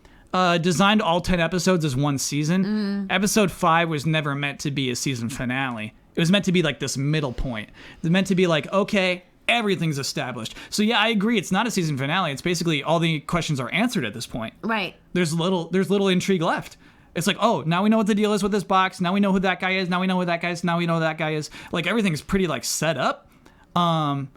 And so, yeah, I did. Like, I was a little concerned going forward. Like, oh, that's the season finale. There's, like, I just end on a joke, right? There's no real cliffhanger. So it wasn't intentional, but, like, I like episode 5. I think episode 5 is cool in terms of we have a good box peak match. Like, one of my favorites so far, where, like, Jordi is actually, like, kind of clever, you know? Though, I mean, the sunglasses are clever, too. Though I think you see the sunglasses coming. You know what I mean? Yeah. I don't know if you see him wobbling the box over. I like, obviously, I like this whole conversation with, like, dramatic music, this character, like, just the voice Luke Arnold gives him. Mm-hmm. I try to do, like, a Dark Souls helmet thing, too. So he's, like, sounds kind of muffled. I like this episode. We never, like, I think... 2, 3, 4 episodes 2, 3, and 4, we always cut away to some other person. Basically, we followed Jordi throughout the entirety of episode 5. Is something I like as well. We follow the crew because the after credit scene isn't necessarily Jordi, but there's some continuity there too that I really like a lot. I just got a pretty big compliment. What is a compliment? Amanda, I want to say that you're better at interacting with chat than any of the other allies. Our questions actually mean something to you. You know what? Here's the thing I'm going to say. Brutal. I do a show brutal. every week where all I do is answer questions. But no, that's cool. Yeah, you take that compliment from Amanda. That's fine. No. I'm not going to. Here's what I'm going to say about it, though. Is, like, it's not really a compliment. Basically, I'm just, like, I'm an actor. I want to, like, talk to people. And, like, I'm just a very... Like, this is my personality. So, like, that's not true. I don't know. No, Did I handle that well? Here's what I got to say to you, Joe. Yeah. We still got to put on a show. You know what I mean? I can't be reading your comments the whole time. I still got to say stuff, Joe. Right, and I don't have to do anything. So when I come on, I get to just read comments and be myself. Do you want this to be like, Kyle's take, haha, Kyle, Joe, the steam on Kyle, yeah, Joe, Amanda's fantastic. Is this the show you want? You want to just read every single comment? Amanda's fantastic. She's not the best.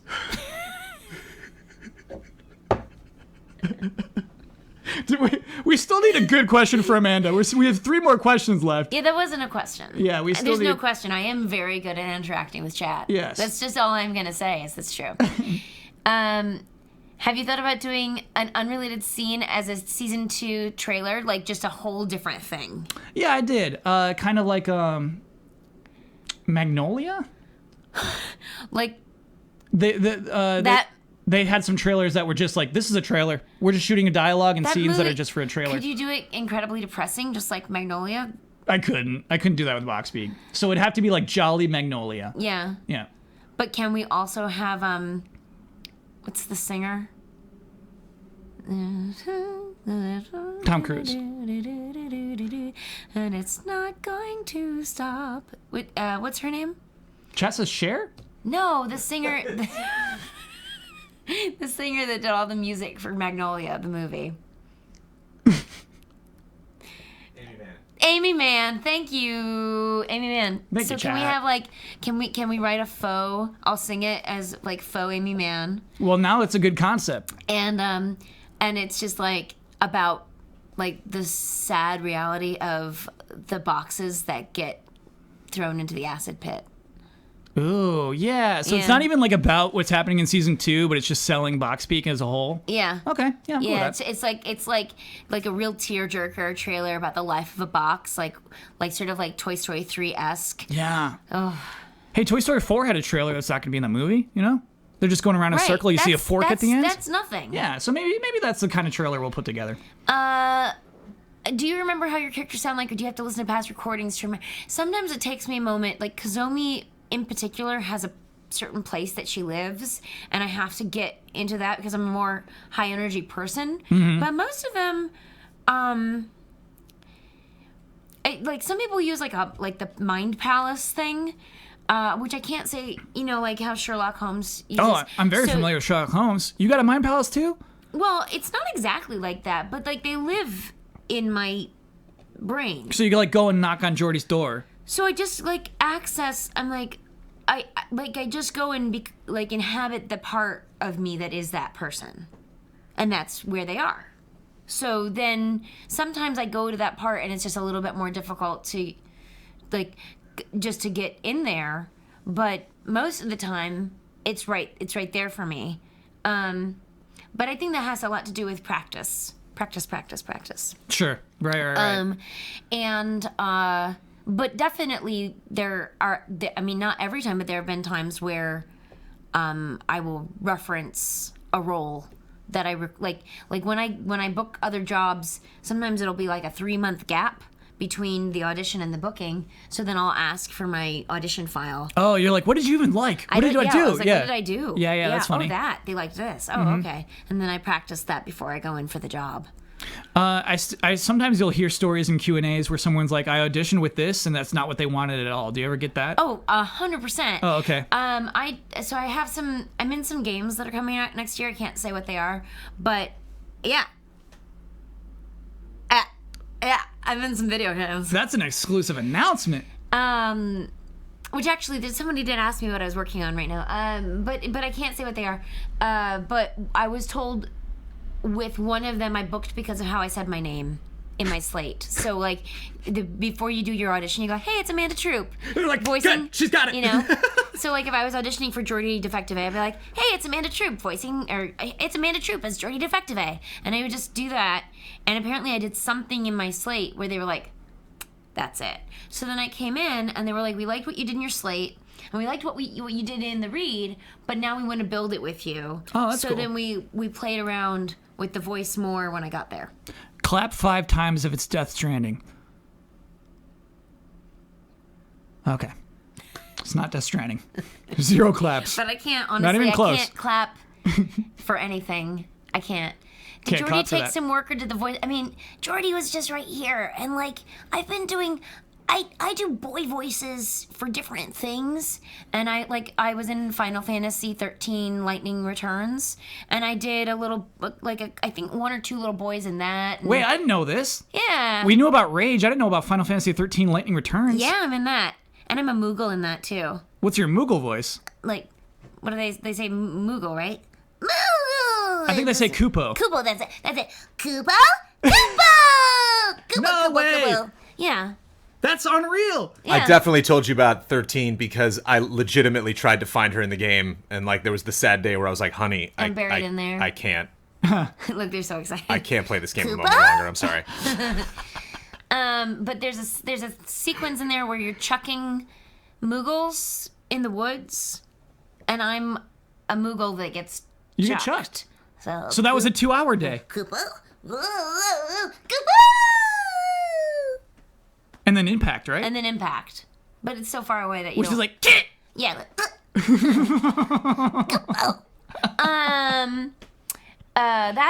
That session, I think I was in and out under 2 hours, but that's not. When I did Crackdown 2, that was brutal because they wanted me at, what's really hard, like when you're playing a game where you just hear people, like Red Dead, for example, where you hear people shouting at a heightened, like across a distance. I'm not going to do it now. That takes a lot of energy, and that is incredibly straining. So it's not like, grenade! Like, that's very, very hard, too.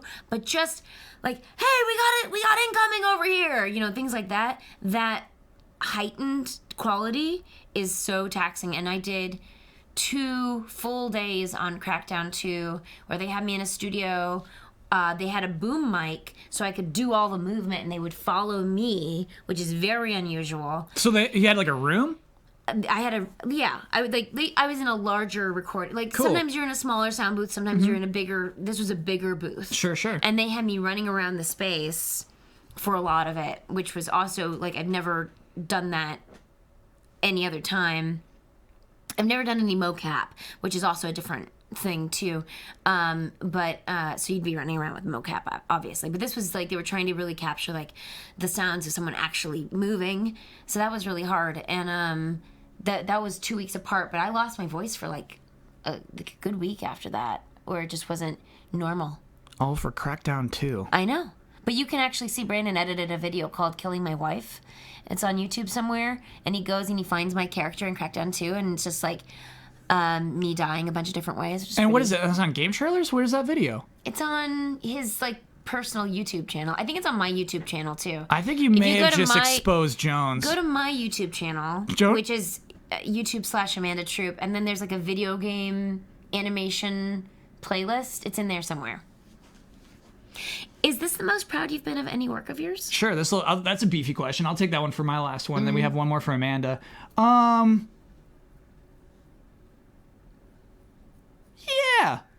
Yeah. Yeah. I'm never usually too proud of something I make. But this time? This time I'm pretty proud. You know, like in college, I would made like some good stuff, and I would like win an award, and I'm like, oh, I got an award. You know what I mean? But then you grow to hate that thing, and you're like, oh, that's so amateur. There's like sketches I wrote for stage that I was like super proud of, and I like know are super funny, and like the performances are great. But those kind of live and die in a night. You know, that show was over in that month, and then that sketch dies and it never exists again. But you did Final Bosman. Yeah, hate all that. And so Box Peak's like pretty brutal. It might be the most proud I've been of something. But that's an interesting thing too, because I mean that's really the artist's struggle, isn't it? And I think many people you create things and then you go, oh, I was not yet good. And then you do it again and again, and it takes so much to be proud. Oh yeah, because the inner critic is very loud. I have no doubt I'll hate Box Peak in 10 years. You know? I won't. Oh, thank you. I think it's always going to be good. Yeah, but I'll be like, oh, this audio sucks, Kyle. Like, don't you get it? You know? Yeah. Yeah, and I'm mad about colors and like color balance in a lot of what I see in Box Peak, and how grainy some stuff can look. It's just you should have just spent $2,000 more on a camera. You know what I mean? Just but yeah, it's my expectations of Box Peak are exceeded. You know what I mean? I've been realistic about Box Peak, and I think that helps a lot with why I'm proud of it. You know what I mean? It hasn't been just we're gonna get millions of views, and you know what I mean? It's just it's been. I hope people like this, and people do. Yeah. Right? It's the kind of thing, Box Peak is definitely that idea of make the thing you want to see. Make the thing that you're inspired, what you're passionate about. And Box Peak's totally a show that I would want to watch. And so I made a show for me, and I dig it. You know what I mean? If I like it, then it's mission accomplished. And that's the easiest way to make a show is... That's the easiest way to test the show, right? Is oh, if I like this, then it's a success. And so, yeah, I gotta say, pretty good. Yeah. What, you think I'm gonna watch an episode of Final Bossman right now? You know what I do? Honestly, sometimes I'll just skip to the bonus bits. I'm like, boring, and then just skip to the bonus bits of Final Bossman episodes. That's the truth. Oh, it's no problem. He says, Joe says, yeah, I like to play around, Joe. We got it. Joe, I like to play around. Yeah, the allies are all great on stream. I think it was just meant to be I'm exceptional on stream. Yeah. Which I won't dispute that. We can't deny it. I can't deny it. I'm just very good at reading and... You're like a breath of fresh air. I'm like a waft on the wind. Last question for season 1. This is high stakes. Send it to Amanda. Oh, man.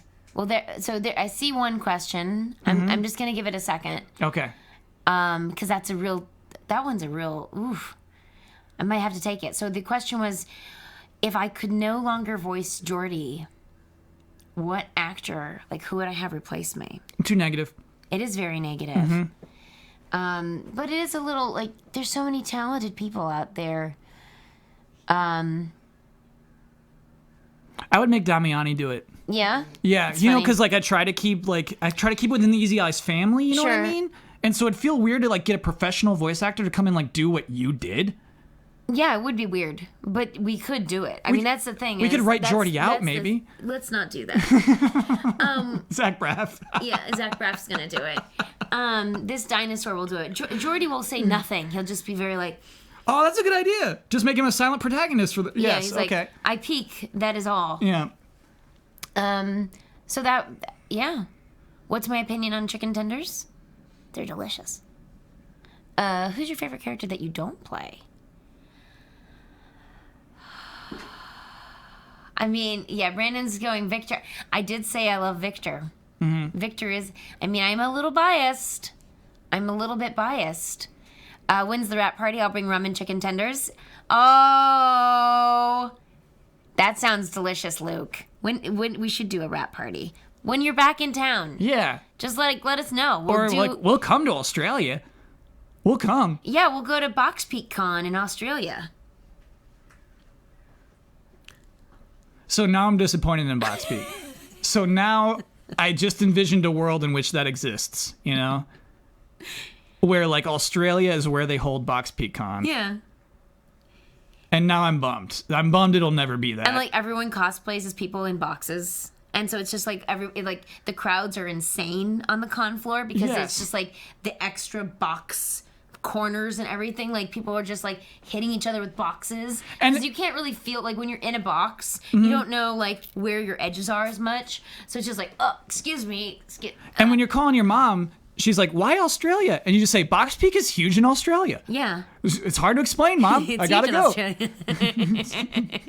But yeah, no, I mean, like, seriously, Luke, though, that sounds like a delightful evening of company and chicken tenders and rum. I am all in on that. Any other questions? This is it? Are we done? It makes me sad. Would you work with Kyle again? Now's your chance. No, never. No, of course I would work with Kyle again. What was your first initial thought when Kyle pitched Box Peak? You kind of touched on that about how you thought it was like a ridiculous title. Well, I mean, this takes it a little bit into like the not a little out of the G zone, but like I was like, there's like a little bit of like a naughtiness to Box Peak. Yes. And you were like, no, I don't understand what you mean. So I'm going to leave it there. But when he said Box Peak, I was like, oh. You're like, yeah, I remember it's like, interesting name. You're like, this is horny, right? I'm like, no, it's You know what line it is. Anything you can put anything in your box that fits in your box. Yeah, and get I was your like, box to fit in your box. Like, I was like, okay. Oh, goodness. I'm like, did you mean that? Like, I was like, or is it? I love it because the show never leans on that, but it's always there. But it's also not there at all. Is the thing, and right. I think that's the real beauty of Box Peak is like it is so innocent and joyful. I think the joy is the thing that I love the most about it. It's so positive and like just. I mean, it's silly and it's still sort of making fun of a genre, but it's doing it in the nicest way. So, obviously that's not. Yeah, and it's not funny if that's what it's meant as. Like blue humor is like it's a quick laugh and it's done. It's lowbrow. So, so the fact that it's there and it's not actually what it means is that's funnier. I agree. But Thanks. I just want to say, I made a joke earlier about would I work with Kyle again. I would work with Kyle anytime. Thanks, Amanda. Yeah. Yeah, because I remember actually, you may have thought like Box Peak's a bad title and like I don't know about this, but you were on board. Oh, I was. You know on what I board. mean? Like it didn't. Like I was like, hey, I have a really bad dumb idea. Like, would you do it? And you were like, yeah. I believe it was like, hey, Amanda, I think I might do an animated show. Would you be interested in voicing the lead? And I was like, yes. I think it was like that. Yeah. I think it was like that fast. Like it could have been bad. It could have been like real dumb and bad. You know what I mean? But I knew it wouldn't be. Huh. Yeah. Thank you. Yeah, you're welcome. If Huber said I wrote an animated show, would you say yes? I can't answer that. I'm not familiar enough with his writing style. I may weigh in for Huber's cartoon. We should do final thoughts. We should wrap it up. Okay, yeah. Thanks everybody for tuning in. Thanks for your support of season 1, all 5 episodes. I'm sad. Like, let's watch them all on repeat now. I think here's my recommendation. We could do that. Yeah? Jones could set that up. There's a playlist now. Oh, yeah. Is anybody streaming? You could just play them all the way through right now on the thing. I don't think anybody's streaming today. Jones? I can just do what at the drop of a hat now? Go to youtube.com/easyallies. Can you make your objections as Victor, please? What am I supposed to do here? I'm sorry, what button am I pressing? What? All Going to the YouTube. episodes? Where? You're gonna play all 5 episodes in a row just Oh, God. to celebrate. And here's my recommendation. You know, Thanksgiving's coming up. You're gonna be with your family and your friends. Maybe you're traveling home. What better way to celebrate Thanksgiving than to make them watch all 5 episodes of Box Speak? There's no better way. Do you like the idea of doing live commentary? During all 5? Yeah. Yeah, but let's take like a 2-second break. Yeah, we got some research to do in between. Yeah. While but Jones then, sets this up. I mean, I've got nothing planned. Okay. Yeah. So, wait, let me just double check. Yeah, I got a phone call, but like not important. Mm-hmm. I got some text messages, not important. I mean, they are. It's my mom, but like, you know, not urgent. Mm-hmm. Just double checking everything. I'm just making sure I have an hour. Hold on one second. You're right. It's basically an hour, that playlist. Yeah, I got that I have till 6 p.m. on that. I have an audition, but it's till 6 p.m. I'm getting paid on a job that I did today. That's great. No, there's nothing urgent. Nice. Wait, a job you did today? No, so my agency started doing direct deposit, which is awesome. So the accountant there emails me when I get money. Oh, gotcha, got you. That's very exciting. And for all we know, this is some video game we haven't even heard about before. Truth. That's nuts. That's Yeah. why you can't be on the podcast. Well, yeah, I mean, I could, but then there would just be things that I just would not talk about. Sure. So, everybody... Yeah, allowance. Allowance. Yeah, it totally is that. Allowance. You should make that your notification. Yeah, and the amount that I got paid would not buy me any of the good jars or any box mods, FYI. Oh, For okay. what I got paid today. Hashtag Actor's Life. I assume box mods are expensive. They are. I mean, it's a robot arm. So everybody for tuning in, thank you. We're going to take a quick break, but when we come back, we're going to do live commentary on every single episode This of is Fox Speak insane. Season 1. That'll be really fun. I'm excited. Yeah, we'll make Jones get on the mic a little more, too. If he has time. Brandon, you good on time? Sure. That seemed like a no to me. He probably doesn't have time. But I do. Okay. Yeah. Season 2 will be months from now. I don't want to even give you a time frame because it will take a long time. It takes 1 to 2 months per episode. We'll see. We'll see if I can get faster at it as we go forward. Episode 5 took the least amount of time. Episode 5 was pretty smooth. So it's going to get just faster and faster. Presumably. But, it could also be well, how do I make a robot arm? You know what I mean? There's a lot of those things kind of pop But up as you've well. done that already. Well, I have something like that. Even worse, you know what I mean? Yeah. The imagination. Yeah. Everybody at home has to use their imaginations, but yeah. I mean, we go nuts. could just air it just a blank screen with voiceover. I thought about it. I'm so glad that A that's year not ago, what I thought happened. about it, I'm It's so glad that's not what happened. Yeah. Yeah, we're gonna do so we're gonna do live commentary. We're gonna take a 2-minute research break and then live commentary, yeah? Yeah. Yeah. If you can handle it. See you soon.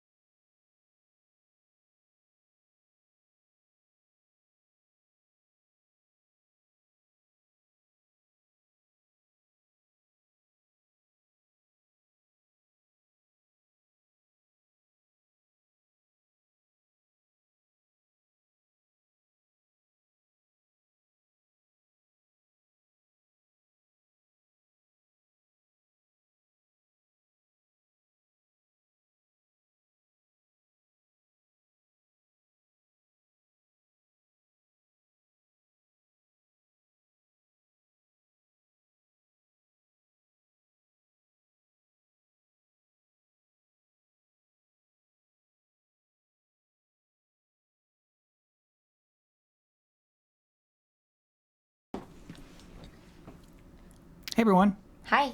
If you're just joining us now, the Q&A is over, but at the spur of the moment, at chat's request, Yeah. we're going to do a live commentary. So fun. It's a like Box Peak celebration. Brandon Jones is on the mic as well. Yo. Are we ready? Yeah, I guess we're ready. All right. How many people do we have in chat right now? Just out of curiosity, who's tuning in for the full stream? Anybody? Over 500. Great. Oh, okay, great. Sweet. Nice. Sweet. Okay, Love it. here we go, everybody. Okay. Episode 1. Jordi gets a box.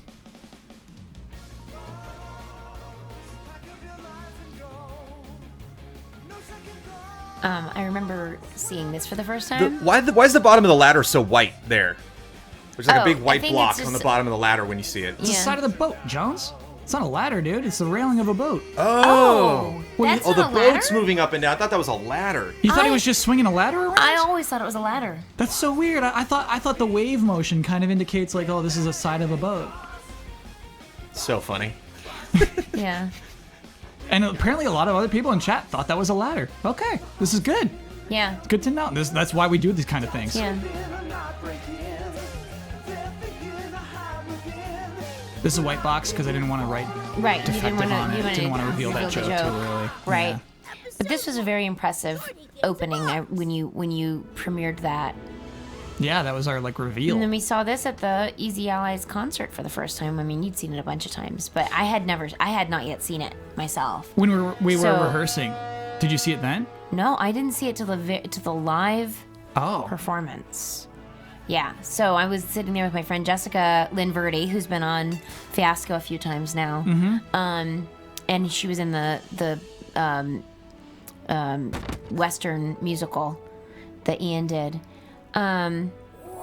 She and I were sitting next to each other, and I was like holding on to her because I was like, "Oh my god, I was so like excited and nervous for it." this thing took me forever to draw. It's very impressive. That took so long. When you were a kid, did you have that drawing book that like taught you how to draw squares and castles and things and dragons? No, I took a drawing class in college that was about perspective. You know, like drawing the lines and like the horizon line and like drawing things straight from that. I think that helped a bit. Yeah, definitely. It's still not good. It's still not like perfect perspective. Yeah. Worth probably 60,000 marbles. It's funny how much the episodes have improved. Yeah. It's like this is still very good, but there's just such a weird polish last name. to them as they go. Well, I mean, like he has a line there and he just shakes back and forth and even like bother bobbing him up and down, which you would totally do now. That's a weird last name. You know what I mean? Yeah. Hate how the background looks here. I hate That's it so like an much. exclusive puppet right there. We never see that again. Like him looking at the Yeah. box porter and freaking out like that. Mango won that. Yeah. Oh, nice. Yeah, I Yeah. don't even have that one anymore. Yeah. It's gone because I knew I would never need it again. You know. Yeah. You don't see this one very often anymore. It's like because I thought it looked like his arms were cut off, but they're behind his back. Yeah. But There's also, a lot more of this, which I really love. The little finger to finger yep. thought. From the basement. This is a rare time where Jordy's on the right, looking left, and so you never see these expressions often very much at all ever again. For the same reason. Like normally Jordy's going to be on the left for the rest of the conversations of the series. Why is that? Because his hair points where he's looking. Oh. And you like to point the other way? Yeah, people like to look left to right, you know. And so yeah, if you are, you should have your main character on the left. So that. Oh yeah, here we go. Here we go. Now this episode's getting good. Brandon, how do you feel about the visual of your character? I love it. I think he actually evolves a lot too. I think there's some Victor puppets in this episode that you definitely get a lot more detail later in the season. Yeah, I feel like I texted you the Victor shots right when I like finished them, right? Yeah. Do you remember getting those texts? Yeah. When I saw this for the first time, the little like cool music under the explanation, I was like, oh, yeah, here we go. Yeah. This is really solid. Like this was the part where I was like, yeah, this is like I felt like from an outside point of view, like you could appreciate the cuteness so far, but when it gets to that, you're like, oh, I get it now. You know, it's where everything starts to sink in. Stupid shadow, Peakref shadow. I had different lights for this too. They were a little more like harsh, and so everything has kind of harsh shadows. Does Peacock not cast a shadow? It did. I know, but In real life? yeah, It just wouldn't be a tiny little specific shadow on the building behind it. You sure. know? Oh yeah. It ruins the illusion of depth when you yeah. have just a I see shadow what you're directly saying. on it. Oh yeah, what about the yeah, the little glowy eyes? We never got those again. His eyes don't glow anymore, huh? We haven't had it register a new user. Oh, so it's just a registration glow. I see. Yeah. I get it. That's a real robot?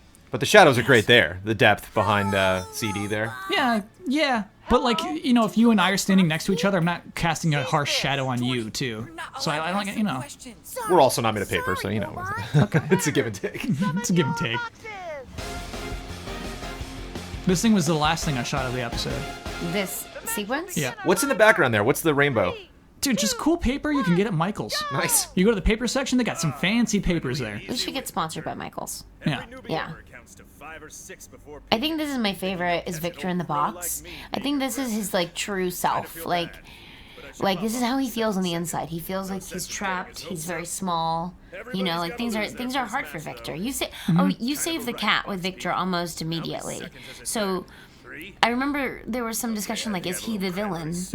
And I was like, no, Victor was never the villain, because his story has got so much heart, and you love him. Yeah. Because you saved the cat immediately. Wait, what do you mean?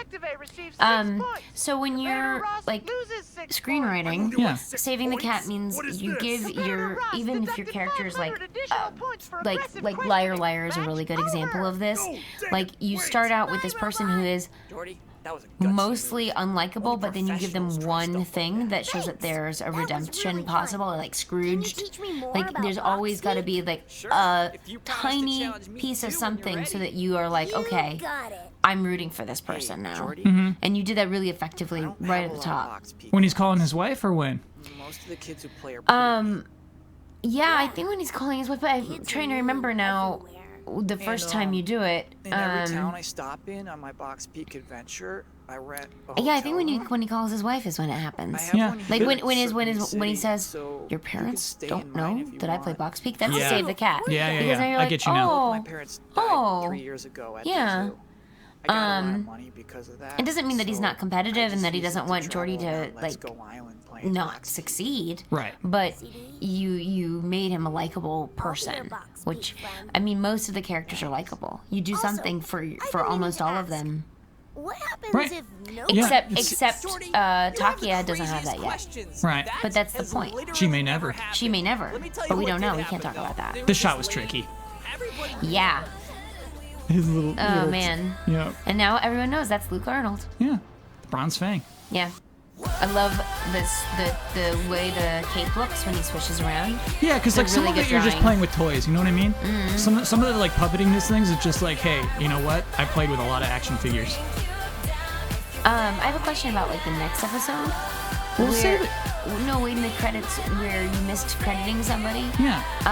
Is there a way to like edit that and then pop it back into YouTube without losing the views? Nope. No. Nah, that's too bad. I put him in episode 3. Yeah, I saw that. We made up for it. It'll be on the DVD set. There's no DVD set. That's not a thing. Can't do it. No. Kind of detailed background here. Yeah. All your shop names are really good too. What does it say? Sorry. We're closed. Just sorry we're closed. Just to show it's nighttime. It's late. But Baby Spring is here is a hilarious sign. Parents don't know. Yeah, unless Adult Swim picks the show up. I mean, yeah, do you have any thoughts about that? Adult Swim? About anybody like going like, hey, I saw this show and I want it on our network now. Honey, I gotta go. Yeah, I don't think they would want Box Peak. You know what I mean? No. I was talking to my wife. No. It's rough. I would say Box Peak's rough, right? And like it's kind of the point of it. I don't know. Yeah, I mean, I think Adult Swim does all kinds of things like that. I don't know how marketable I would say this is. Well, Oh, and then you can just click that next thing right there. yeah. Wow, it's the playlist. Hold on a second, sorry. Oh, No, no. oh, look this at this. dog. No, episode 2. You're a fancy That's dog. Sophie's been Oh, come watching. on. Who is that? Come on now. He's a gamer. No, he's not. Did you? He's not because he had two fingers on He's, like, the shoulder squeezing all buttons. the buttons. That's why it's completely soundproof except for some high frequency noises. What? What? There's no gap there, but it was when I was puppeting them. There was like a funny like. It's just funny for him to say this nonsense word about high frequencies and just like Jordi like what? You Yeah. know? I kind of like that. Yeah. Lifetime sentence on Bonefield Island. Bonefield I Island. know what Bonefield Island is. And I'm getting a little better at puppeting them along with the dialogue, Yeah. but like it's still kind of sloppy The sometimes. introduction of this in this episode Mm-hmm. makes me so happy. Then there's strawberry tier. And then which is yeah, a thing another people play every great. day. And Vanilla your tier exposition is good too, people Kyle, really because start like you It's just basically a full-time job get right through it. Are they all? Yeah, You what's know? what's funny is like, you know, I read a lot of the feedback, and some of it was just like, hey man, you should know as a screenwriter, show don't tell. There's too much exposition, but like I love exposition in anime. Yeah. When they're rattling off rules, I'm so on board. So this thing, I think it's like a solid minute of exposition of world building. Yeah. The way that you get through it is you have tiny character moments amongst the exposition. So we Yeah. have that Shugi's thing to break it up. Right. And it's not just a joke, it's also like that's where their little contention it's also starts. world building But too. that to me is like the funniest joke about the whole season is the fact that like CD takes this so seriously and has so much information to bestow, and then Jordi is just bull in a china shop, just running through this world, and Yeah. he's just begging, like, please Jordi, just slow down and think about this. Yeah. And Jordi never does and always wins. And Yeah. like that's such a great gag. I'm not most. And in the first episode, you point out the exposition because you have Jordi say, "Will you explain all the yes. rules to me Forgot about slowly?" So you point out like, Yeah. "Hey, I'm gonna make this joke now," Yeah. and so the self-referential stuff is very funny, and it adds that second layer to what the show is. Back. No. This thing's like one of my This is favorite my favorite. drawings. Yeah, I love it. Look at that. This holding, the hold is very good. It's a fake zoom. I can't zoom with my that lens that I got. Oh, so you did that in editing? Yeah. Yeah. But it kind of holds up. Well, it's not a fake zoom. It just you just didn't zoom with a camera. It's Right. a push. It's a push.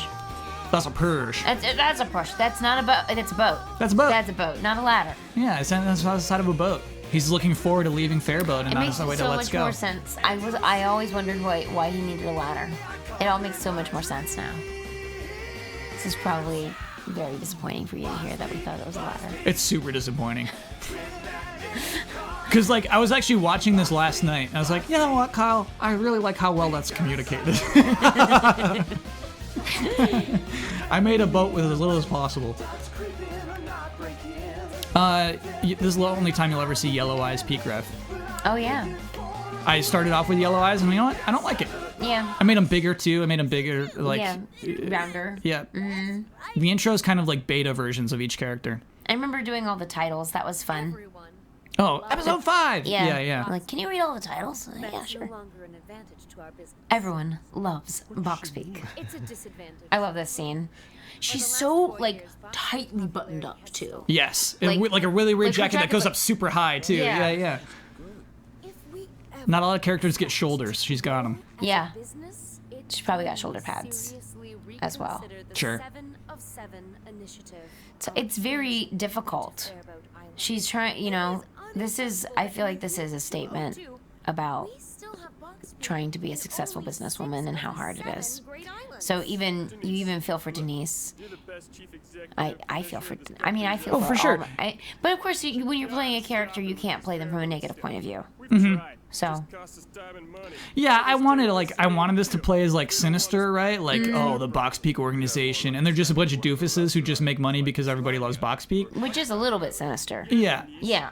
Make us a Hunchback Island report. Yeah, but like like just as you said, like you still want to like Denise. I think that's why like, oh, I hate you, Sean. I hate you so much. Like, That's- oh, I relate to her. You know what I mean? Save the cat. Yeah, yeah. That's what that is. Yep, oh, yep. she has a rivalry. There's someone she's frustrated with. Okay, now I'm rooting for her. Yeah. Yeah. This is great. Kyle, how do you have 5 people moving at once? Dude, How do you- it's so hard. Are you just holding them like in your fingers? No, like because I this? had them on long sticks. I had them Are they attached to glued- long glued sticks. or, like, twisty Tape. tie It's all tape? like nasty tape. Yeah, that was a hard shot to be honest with you. His little hands on the table are one of my favorite things. Yeah, it looked better in my imagination than it does in real life. It looks exactly like what I want it to look like when okay. I see it. Nice. Because it's just like are you doing this thing? It's just like a very yeah, and that face is really good. Yeah. I like the reveal of Sean too. That he was like, you didn't see him in any other shots, and so Sean was just waiting, just Yeah. silently waiting there. And she's like, Sean. Yeah. Because he's always the one that talks back a little bit. She knows she's got to convince him to win everybody. Yeah. Every time. Me, CD And his one sleeve is always rolled up, and that's really cute too. Yeah, because he's proud of his box porter. Yeah. His box porter. Oh yeah, negative points. So now you're doing it for. See, you're doing it again and again. You're giving everybody these like. Well, I mean, episode 1, CD's parents died in a zoo thing. Like immediately, you're like, oh, I love CD. Yeah, poor guy. You know. But then he's mean again. Let's see how good. Let's see how good you really are. Yeah, look at him. Oh, he's smug. He thinks he's gonna win. Yeah. But it's a game. It's Yeah. okay. That squeaky box. This was a joke that you wrote that when I read it, I was like, what? I don't. And then, like, when I watched it, I was like, oh, that's very, very funny. Just the obnoxious noise. Yeah. Yeah. The squeak had to be obnoxious. Yeah. Yeah. Oh, that's a very cute. The hand behind the head is a really cute one, too. Very cute. 1 point seems People are trying to guess the his name. At least you don't have negative Cheddar 50. Dragon, Ramonticello is pretty good. Hey, I'm open to suggestions. Let's have a contest. Name CD. before the match. How did you make the squeak? It's a couple of sounds. Just go to Epidemic Music. It's what we use for music, but it's also what we use for all of our sound effects. Oh, And most of the time I do a sounds, I'm like layering stuff. And so that one's like a couple of different squeaks. different squeaks. Why the like exhaust release sound when peak ref flies away? There's definitely a Oh, yeah. before it zooms off. Like I just want it to sound powerful, dude. yeah. Because it's soaring across this entire it's gotta island, have- you know? Just, It's gotta have thrusters. and it's got to be fast. I'm going to make it to that world tournament, but only because of your help. So when I show up to that, And this stuff's cool is like you get an instrumental version of the same tracks. And so, like, I think at this point, CD I have the instrumental version playing. Brad, And then, like, by the time they like clasp hands, we get to the chorus. And so it's like cool to have like both versions. Cutest. I really like that you saved. I'm a big fan of saving themes, and I really like that you save the instrumental box peak theme for when the shades come out. Yes. That's really effective. And that, oh my god, it's so good. Yeah, the little movement and then the so solid when they grab hands.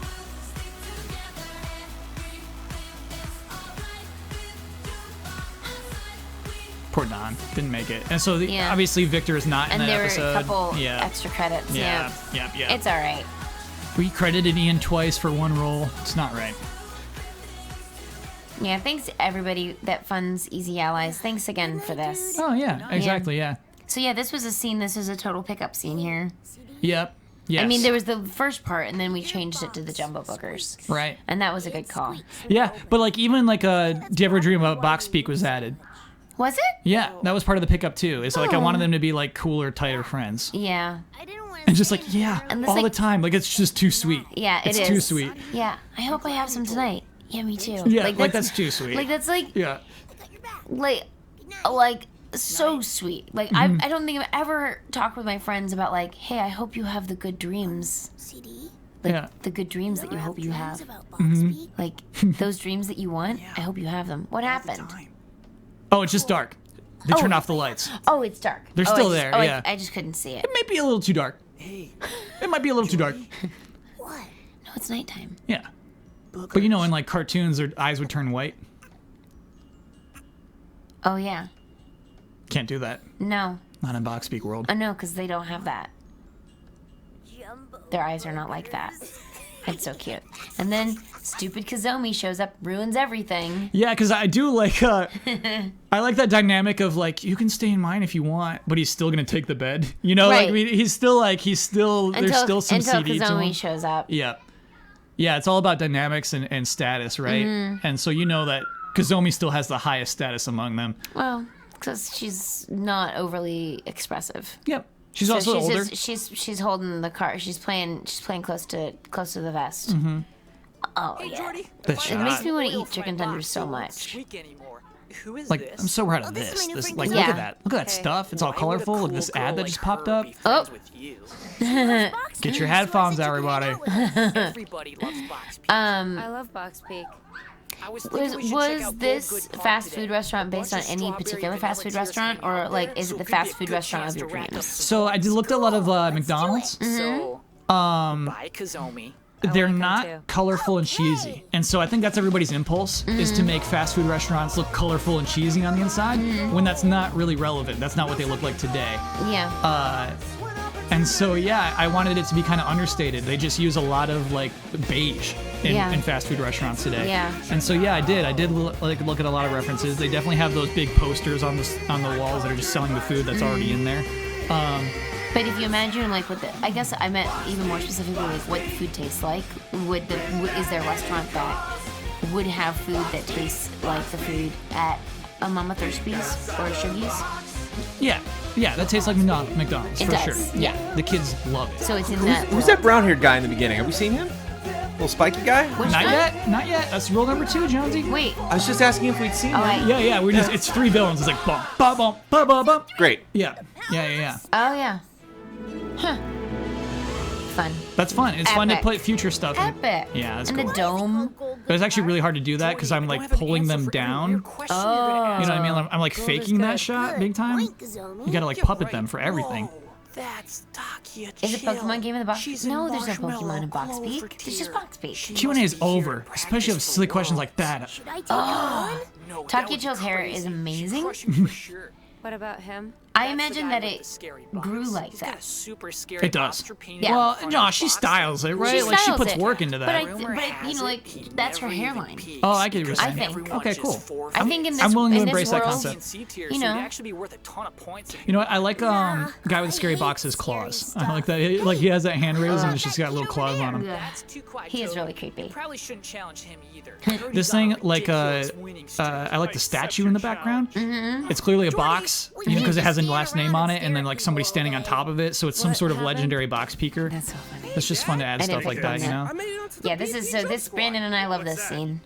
The fridge with the pictures on it. And I like how abrupt this is. It's hey dad, hey kids. You know what I mean? You don't like see Victor walk into this house or anything. Yeah, no exterior establishment. Coming shot. up, Kyle is the only puppet that I miss from the whole Stay for a second. from the whole Talk season. to us. And that's when I tell her that I'm actually banana tier now, and just that she doesn't like it goes back to the same puppet, you know, that she doesn't have this kind of like surprised expression. Oh sure. That was it. That was like the only reaction. I was like, oh, Oh, you wish there was another. just that she, you know, she had a like because it's such the music hits and it's Yeah. such like Heart medicine. The bottle is empty a sad upstairs. moment for him. I love that the background is clearly flat, but that you gave everything perspective in the drawing anyway. Yeah, the coffee maker is effed if you actually like you get think about how it knocked works. over You know, like MC Escher style, it's like it doesn't function. Uh-huh. But I tried. I tried.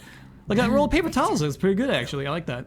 It is really good. That's actually what inspired me to make the comment. We might have to think about moving to a new city. These That kids teen know girl all sounds my like moves. Kazumi. Well, Moving. I do my We are best. Not. Please I don't make think us she move, does. Dad. She's a It's little more different. like it's more Yeah, like she's much more like gravelly. She's like, hey, and Kazumi's much more like Listen, my box I'm Kazumi. And I like that she's got the yellow box on her shirt, like it's establishing that's a brand, you know?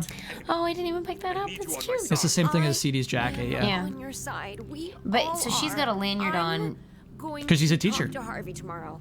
so that's her We should teacher take your pass job at or the jet her ski like school. identification at school. Listening to me, I'm a box. I never noticed the bald spot on Victor too. It's great. You never noticed that ball spot? Ne- Never never did. It's till really when? good. Oh, that's just right essential, now. dude. Like I Oh. just never focused Really? on it. Yeah. Oh, I love the bald spot. It's really good. Her coffee cup has like what looks like a Hogwarts logo on it, and I I decided know. that that's what it is. It's not. It's not. It's her mom's school, but Hogwarts. maybe her mom went to Hogwarts. Harry Potter box I speak went crossover yesterday. confirmed. I just What's on the Sun's shirt? CCH for Certainly City High. Simon Parvek? Yeah. This is so funny, and like he's so excited. I'm so proud of my That was. I think babies. Brad likes that character the most. If we had Brad here, Oh really? yeah, he loved doing that kid. That's adorable. Courtney, he's a 10. He like still does that. But He's- his Oleo's so good. yeah, well, he likes that guy. He likes that kid. Brad is my outside of obviously myself and my beautiful wife. Brad's my favorite out of all his characters. I was really Yeah. impressed. Brad does great voices. Hogwarts jet ski school. Learn to jet ski with a hippogriff. Now, I'll gladly accept them. If you really care about something, there's always It just- hope. I like that expression too. Yes, you know that's so. It's so like Breath? he's just a complete optimist. You know, he's like, yes, I Mm-hmm. can do this. And I like that you reuse the animation every time. That's a nice through line for this series. And that's to totally- have that be Even his supposed that to know when you know this you guy look is forward gonna to like, oh, here we go. Yeah, I mean Yeah. that's of the Smells genre like too. chicken Every time the tenders. Power Rangers transform, it's the same dumb thing, you know. Yeah. Chicken tenders I Every ever time Ash threw a smelled. Pokeball, they What's used to going throw on? the same, Nobody use the same peeked dumb yet. animation. Yeah. That shot I like. My mom really likes when I'm talking about chicken tenders in the box here. She thinks this is really funny because It is. one of my favorite foods is fried chicken. Mm-hmm. And so she was like, that's hilarious that you're talking about chicken. It was hard to puppet that part. Salty, crispy chicken tenders. It's like such a funny delivery. Salty, crispy chicken Gotcha. tenders. Oh no, he's not here. Did he lie about his favorite food? This is funny. This is what? This is episode 3? This is when I realized I can't do strings on the top of the box anymore because I had to puppet them inside of the box. Because he had to deliver lines while he's peeking. This is bad. Counter peak. Jordi Defective wins. Like that drool face. Yeah. It's just there for a second. 300 points. So that's when it's still a wire. Yeah. And not the clear Over. beaker swizzle. You were Yeah. totally in his mind, And that, dude. yeah, that glass was tube's impressive, it's way easier than anything to sorry, I like doubted. manage and I puppeteer. respect It's your cool. game. Just so you know, I was using a chicken tender. Hate the eyebrows here. Really? Yeah. Oh, Oh. they're sweet. So Yeah. He's like, you "Will have you be one my of friend?" those Those are for like, every food, and you do keep capture those people in like telling you what they like. expressions well. Yeah. And then he's like, I've got a ha. lot of jars. Yeah, those eyebrows I I love. feel Look like at I have a lot those. to learn from you, man. Mind if I join you on your box peak adventure? Mind if I join you on your box week adventure? Yes, actually. No thanks, dude. Bye. And I like how they just. Yeah. So are you wiggling them separately there? No, that's all at the same time. Sometimes But like they have a little bit of a different movement. it's hard. Yeah. So that's basically, good, though. oh yeah, it's Like Jordy's a little bit like he's a little rapider than the other two. at the end of episode 4. There's one where all 3 of them have lines, and so that's me with one hand trying to move one without moving the other, and then moving the other without trying to move the other with one stupid hand. It's so hard.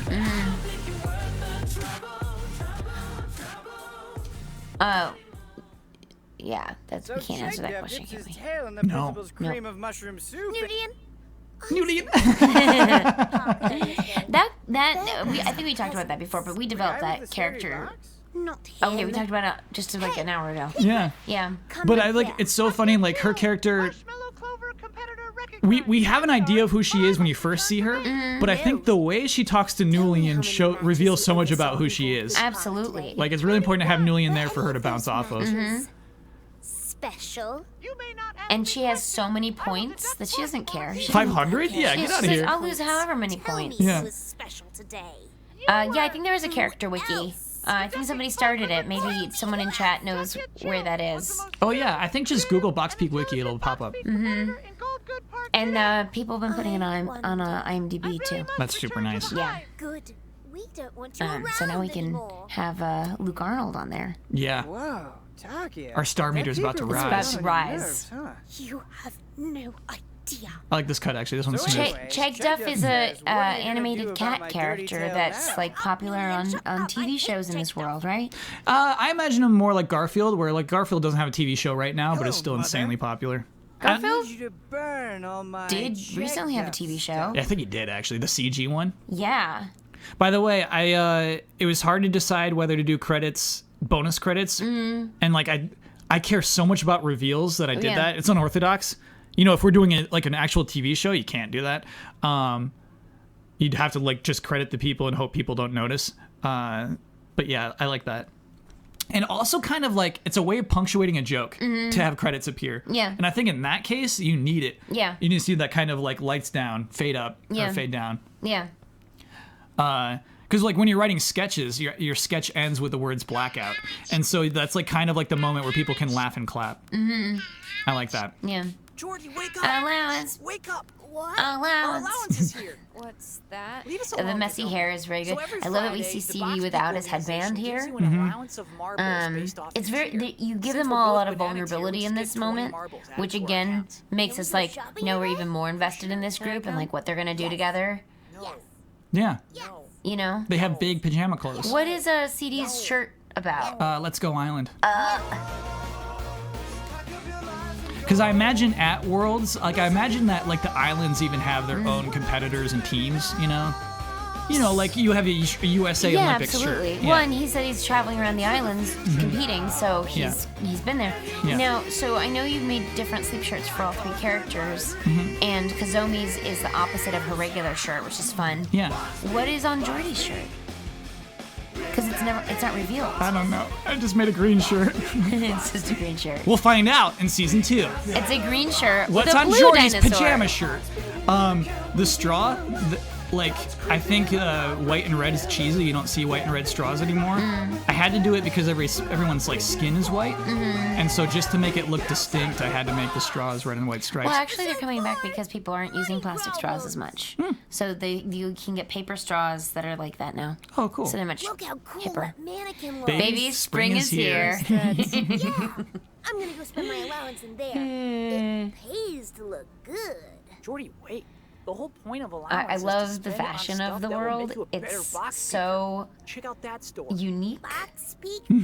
Spend your allowance here. All magnets half off. Boutique. I think my favorite thing is you're gonna need a stopwatch. Yeah. This is where you can You buy are. all You're sorts gonna of need a treats. You're gonna stopwatch. need a stopwatch. 30 marbles though. You only get 20 a week if you're banana tier. You have to wait until you make enough What are marbles. those? Just super cool And these things I like. modifications I you like can writing the install snake onto cloud your without box. ever having You're not to allowed own use up to those it. until your chocolate tier, though. You, like, Mistake boy. it's just kind of like a We should look at mistake some boy. smaller That's stuff. become a These are meme. the air Yeah. jars that guy you challenged yesterday used. Juicy though. Cinnamon buns? I bet nobody It's can real resist gross. that To me, it's smell. like a fart. A fart smell Whoa. like I would like cinnamons. an air jar of juicy No. cinnamon buns, It's please. juicy. You hear the word juicy, you think of farts? When there's a visual of a puff of air that's brown Oh, sure. You know what? and it says juicy hot, Fair enough. juicy hot cinnamon buns. Sure. It's a lot of fart, but it's a great fart. I mean, I wish for everyone to have cinnamon buns. I love how everyone's really bored in that shot. Like Yeah. the ticket guy's bored. The people on the boat in the top left don't look like they're having any fun. Like there's Yeah. no like hands raised from the crowd. Yeah, Everyone's it's just the kind of worst. standing there. It's the worst. Yeah. I had to look at a lot of references for what flags look like when they're actually hung up, you know? They just look like triangles. Yeah. I love that they have such similar faces and expressions. Like, you get the sense that everyone's like very the same and kind of homogenous on Fairboat Island. You And had a that- stupid boat pin. Yeah. Corbin, can you It's fetch great. us a couple boat And dogs? he has one too, right? He They both does, have yeah. little boat pens. So, is this a business trip? Yeah. Or did you just Because come there's a couple all of the boat way dogs. over here to I'll be ridicule honest, us? when I write the line, can you fetch us a couple of boat dogs? I didn't have it planned that they're stuffed animals. I thought that they were going to be hot dogs. Yeah. But I'm close But then, this like, time. when you're at the I'm end of here the scene, today it's like, because okay, I time for a understand button, the way time you for a think. joke. It's like, oh, I got one, you know? Yeah. But sometimes A writing just visual. works like that. Yeah. Yeah, visual one. This whole Oops. island is. I They still put think the about the fart. box beat matches we had back in college. I like the way the hallway day. looks. That's actually, like, some remember each depth one. to it. Island It's my favorite made stuff to up do with this this paper law. stuff. Yeah. You have the power to undo it. It doesn't matter. Some There are people plenty think they're of still people real out there who are dogs. old They enough to have a remember the little day bit of President a Clark's husband realness died because inside they of his box changed their and they couldn't get him out of the expression. basement fortress. We have Not precautionary intentional, measures chat. against that. Yeah. They're still mad. I love these close-ups. This is what I always wanted is this out of focus. You know, these are like really nice over the shoulder shots. Yeah. Best in the world completely. When it's over the shoulder, you just tape the one character down For their and not whole worry about it. I'm going Yeah. to give this island someone to cheer for. This you can barely see it. It's one of my favorite poses for her. Surprise. It's the only new one for this episode, actually. The other ones are all from the boardroom. This one where she's got like her hand up on her elbow. Yeah. And she's I really like that. Some wiggle room. Yeah, it's like she's like, I'm getting more devious here. Mm-hmm.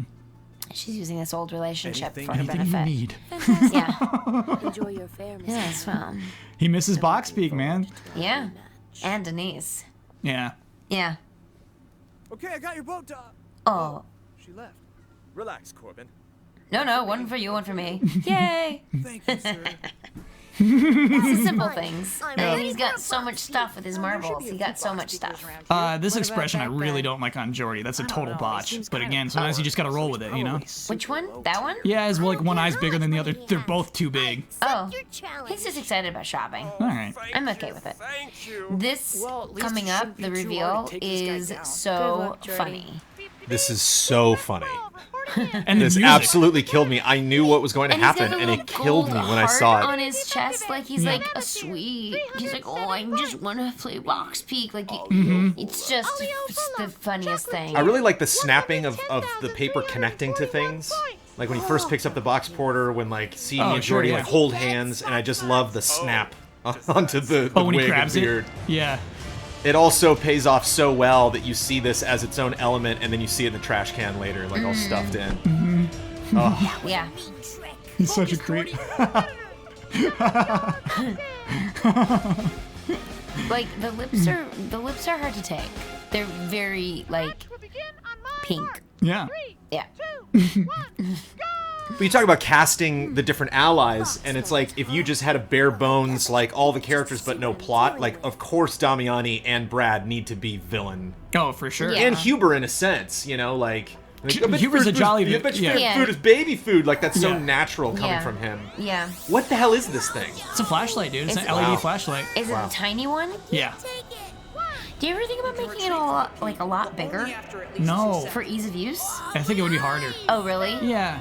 It'd be hard to do the art for, but you're right. It would have been easier to set that up completely. Like, that thing sucked to set up, that stupid Yeah. little flashlight box. Yeah. There's a lot of tape and wire and... This is one of my favorite parts of the whole series. All this stuff is stupid. That's a pickup, too. Yeah, it was. I Yeah. love that. This ultra bright beam box. Yeah, I don't remember what it was before. There was nothing there? Oh. And so it's kind of lacking that drama. You just assume this whole time Jordy's looking for a thing, he's going to find a thing. Yeah. But it kind of, like, want you to lose hope a little bit. Yeah, he's got clothing and gorilla vomit jar, and like it's terrible. Yeah. I also And love this is a like nice effect, yeah. compared to JoJo Kyle, I love that like when characters a lot of time are talking about like how smart they are, how well their routine is going to go, like the trick that they've played on the hero. They're always doing some really fantastic pose, like hands out, you know, like ready to fight. And I love that like they're just in the box, hands on their knees, just like it's just like a super demeaning, not demeaning, but it's just like there's not a lot of power to that stance. Oh yeah, Yeah. no. That was so. I love that they're bored almost, you know, because they all know they're so good. The game of box peek requires a level of humility because you're getting inside of a cardboard box. That right there is me puppeting all of them at the same Oh, time. I see. Oh, it sucked. And this is great too, because even though we saw it before, there's a moment where you don't quite take in that there's something behind it, and then you're like, what's different? And then you see it. Oh, he's not It's- behind it before. No, I know. Oh, It's just okay. it's just a really funny. It's funny how you, as a viewer, it takes a second, and that's a very effective reveal. Yeah. Even though it's like clearly there's something very different about the shot. And it's funny to know now that you've seen episode 5, Yeah, you know what's going on with that. and what he's feeling. He was like, that was a great match. That was beautiful. Yeah, he's been watching all the matches the whole time, and this is a really funny scene. I really enjoy the side depth when we go to the side of them and seeing their profile instead of the Oh, front yeah, of each me of their too, faces. dude. That shot rules. Like Victor loses. We do. He's love like that. at this point he's so.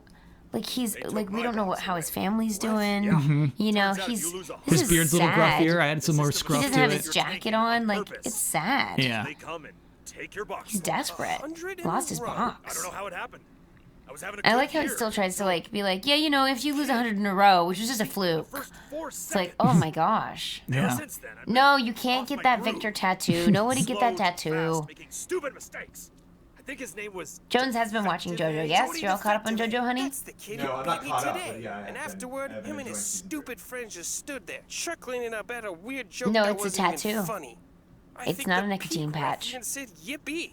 Yeah, 100 losses in 3.5 days No, is I guess like not. he's not sleeping. He's just what are you going playing. to do He, now? he just cannot win. He Yeah. can't.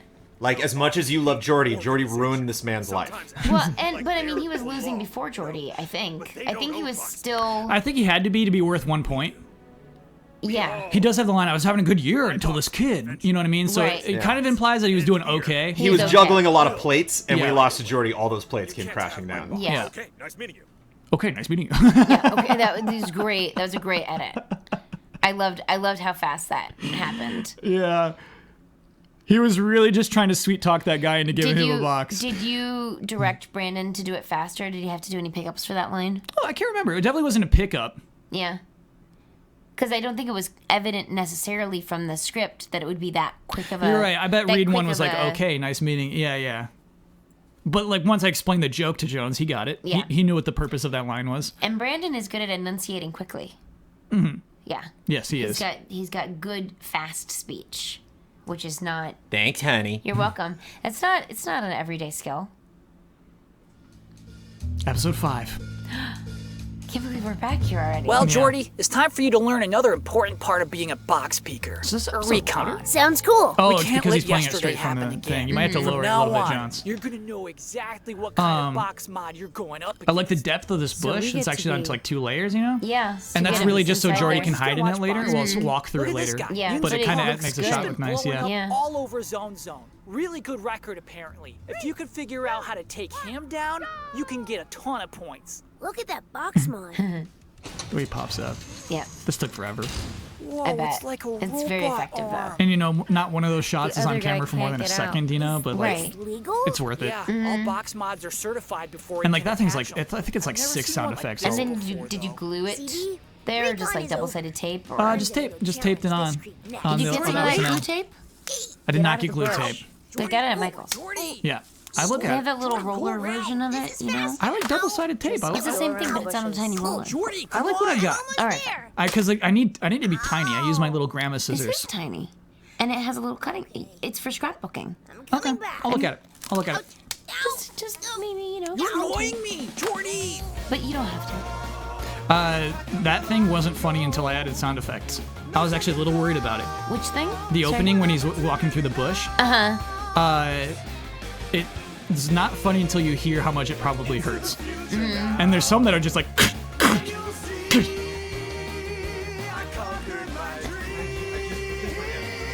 Sure, go Yeah. ahead. No, we're going through, and it's just that.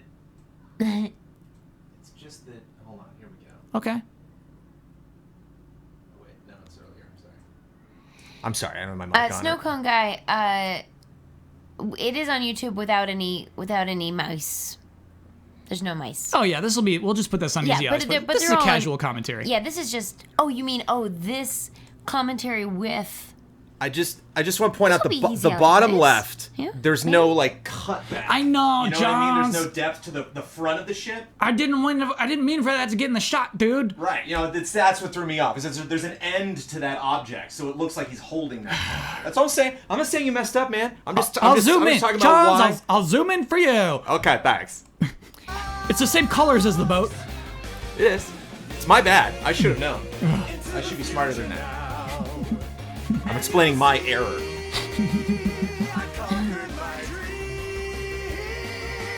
I really like that.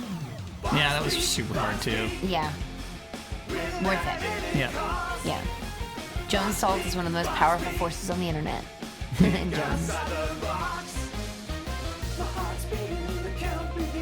Ladder versus boat opinion, you know, definitely. It clearly ends. It doesn't even taper off. It just ends. Yeah, Jerome Cutter says, I thought it was a ladder, but never wondered why it was a ladder. That's me too. Oh, that's funny. I was like, yeah, you know, a ladder. But that's the beauty of Jordi. Yeah, because I was just like, totally. He's just he's got a Jordi's ladder. He's got a ladder. he's a problem solver. So he saw an object he wanted to get to I don't and know. Yeah. Is found it a ladder brave to and squish a problem bug? solved. Yeah. Dude, that sounded I like so that too. cool. Thanks, dude. Your funeral, my friend. But I Unless think you've like, got a box mod that can somehow basic little overpower smile, my it makes robo me very arm, this will be a Yeah, that one's relatively new. Well, no, there's like the neutral smile too. He's got like 2 poses that are almost identical. It's one I wanted. I wanted like a vacant look for later on when he's talking to Bronze Fang. Just for like Bronze Fang is explaining this heavy stuff. Like I will likely live the rest of my life in isolation. And he just gives him really just stares on with a vacant smile. It's so funny to me. have a box I'm gonna make a mod? T-shirt of Jordi holding a ladder. The reason there's an orange outline on the yellow of Yinzer Poth is that before when it was just yellow and blue, it looked just like a bomb chew. It looked just like a bomb chew, and so I had to add color to it. oh, That's complete. I don't know what that is. It's a Zelda item. Why am I Oh. nervous? It's like and so like it looked almost exactly like it. So that's why he's got a little bit of orange to like That's funny. throw it off, and it does. Yeah. You don't think bomb chew when you see that I anymore. don't think it at all. on the top. Counterpeak. Jordi Detective wins. When could you have flopped over your box? Right after the countdown. I do. I like Wobbles. Jordi getting Is that confident, man. allowed? Yes. He gets smug. Yeah. Ingenuity are considered legal moves. And he's like Everyone slides out can of the do that. box. Too. Yeah. It's really great. Detective receives 8,016 points. hate you. Competitor Pop loses. But you that's why you do the research. You It's a- watch how yeah. people play, and then you learn. This still has such a great evolution to it, Kyle, because it's like the first one he wins by accident. The Hey, second one still he pretty also early. kind of Wanna wins do by some more accident, but it's recon? because of something he intentionally did. The third one he thinks is going to work, and it does. And the fourth and fifth, he knows it's going to work. Yeah. Yeah. This is when it's the right time for him to meet the his what do you want to call it, protector. Yeah. Like this is like Okay, you're bye. you're not just any box peeker. Hello? Jordi, Hello? I'm not here to harm you. I'm called. And he's wearing like a Bronze business Fang. suit, which I think I is work funny. in the He's Yeah. got a tie And in it's there. got like pinstripes on it. Yeah. So up until No. of 4:30 this morning, this scene was very dark as well. Oh, I'm glad it's not so dark. Yeah, and the problem was I was watching it on YouTube and it was like compressed like crazy. If you put too many like tints on it, it just makes the darkness look even worse. And so, yeah, I wanted it to be darker. I wanted it to feel like a dark alleyway, but not at the cost Are you of. saying you were up until then? Yeah. Oh my gosh. And what's the thing is like I went to bed at like 4:30, and then I was like, and I went to bed on the couch so I could wake up in time to go in here. And then like I'm ready. I'm like, subconscious mind, take me away. And then I was like, hey, one of those bronze Fang lines doesn't make sense. And I'm like, you're right. And so I got out of bed to like fix one dumb line. It sucks. But hey, this is airtight now. Yeah. Basically, he said, you know about the tiny seagull? He said back in Certainly City. I was like, you're in Certainly City right now! And that didn't occur to me until I went to bed. You know, I had this episode edited, finished for a month. Yeah. It's not until you go to bed, you're ready to fall asleep. It's like, he's in Certainly City! So I had to like go back in and take out that part. What do you even want from Back in me? Certainly City, you dumb My idiot. mission is to destroy that box. My mission is to destroy You cannot that simply box. remove a box from the basement fortress. I traveled to a toxic island. I like that this is in- black and white too. Yeah, it wasn't when I Yeah. shot it. I have like a really cool orange background and like the the edge is all like yellow and green. It's But pretty it's cool. a flashback. Yeah. Toss the That's box a good forward hand. and It's a after. very good hand. It's the only way to destroy double plastic. And like Premiere has some nice black and white stuff. You know what I mean? It's not just like click black and white. It looks like black and white. You know what I mean? It looks kind of like can't take it movie-ish back. almost. I like It does. True that It I a lost lot that of that was very box automatic for portal, sure. And a tiny seagull flew in my helmet. But I have been watching Why the a way pinstripe you suit? play, Any like is it? I mean, he says a little bit like I'm part of this. As you could imagine, Where I'm there is like much he's like joy in charge my of work. disposing of. It's one of the boxes. things. Yeah. Yeah. To me, you think of like a hitman. You think of like somebody you hire to take care of things. You know, like Reservoir Dogs. You know, and just like I think of people in suits. You know what I mean? When you're of a certain level. But he is I wearing a don't box expect on his you to head that he's understand. customized with the face that he likes. It's worth it to Yeah. me. Well, it's got a bronze fang on it. Right. That's his bronze fang. My impression is that if you're a Fang, you have to wear one of these masks. You've got a lifelong fan. It's part of the uniform. Yeah, makes sense. There it goes. That guy was cool. And there's a really nice pitter patter of him walking away there. I love that. Just this whole lore dump, this whole serious lore dump. And I'm gonna protect you for the rest of my life. That guy was cool. I love that. yeah. So great.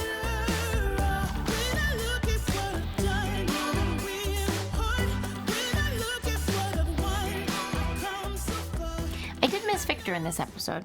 I missed Victor, Sure. but it's I okay. don't want to worry Jordi about this, but I think someone might be trailing us. What do you mean? And he like almost gets I it don't know. here, Feels like and then they wherever just we dismiss go, it. we're being Yeah. followed. So funny. I like having a CD and Kazumi scene too, so you know they don't hate each other. You know what I mean? Like they can talk to each other here. Yeah, they're getting to be. Stop. Hate that Kazumi face. It's such a botch. Oh, I didn't even notice. It's there for once, less than a Yeah, second, so well, it's not a huge so it's deal. not a huge deal. Yeah. Oh, look, it's us. Oh. Does it? Yeah, the idea is like people ask like why I introduced so many characters in episode 3. It's so you can kind of forget about Too Quiet Togen, and so then when he pops up again, you're like, oh yeah, that guy. Yeah. He swore he'd be friends with them. Yeah. So I like having at a certain point like you have different roles for different characters, and Yeah. I like that you just can pick him up from time to time. Absolutely. Yeah. Yeah. Yeah. Well, we did it. Yeah. I mean, I did like half as much. Oh, there's Sophie. That's helpful. Oh, Sophie. Thanks, Soph. Yeah. Thanks, Kyle Bosman. Oh, thank you, Amanda Troop. This was a fun afternoon. We went, Yeah. what, like 3 extra hours? Bring it down. Yeah, we were supposed to go from 10 to 11. Yep. And then we went from 11 to 12 and then 12 to 1. Mm-hmm. So 2 extra hours. That was fun, though. 3 It was fun hours to go back through total. all those episodes. Yeah. It's cool to see them all together. Like, I'm glad that people can see them all now. Mm-hmm. It's super funny to see, like, to know things and then rewatch them to, like, know what Bronze Fang's deal is. Like, Yeah. he's at the top of that building, he's like, oh, that's my box. Yeah. It's like, He's oh, there it is. I've been tracking that. Yeah. And then... Well, no, the tiny seagull flew in his helmet. He dropped it, and he's been looking around the whole So city. he drops the box porter. Yeah. And then the box porter lands Oh, by the docks. by the docks. Yeah. But I thought he was about to throw the box porter into... The acid pit. He's on his way. So he was still in Certainly City Right. on the docks. Right. And then He was he's going to go to a leaving, toxic island. Yeah. And a seagull A tiny seagull. hit him, Mm-hmm. so he dropped the box porter on the dock. Yeah. Did he fly? That's a thing. I haven't decided. I don't know if he It can seems fly like or he not. flies. He can certainly jump really high. I don't know if he's got like a little helicopter or if he can fly or if he was going to take a boat. Didn't decide any of that. So he just leaves it on the dock, basically. Yeah. I imagine I almost gave him a jetpack. He might have a jetpack. He could have I think anything he's under got- the cape. For your art, just imagine he's got a jetpack. Yeah. And I mean, the other thought would be that he was taking the boat that Jordi was on. And It wouldn't be on the way though. That boat is strictly from Fairboat to Let's Go. it doesn't make any other stops.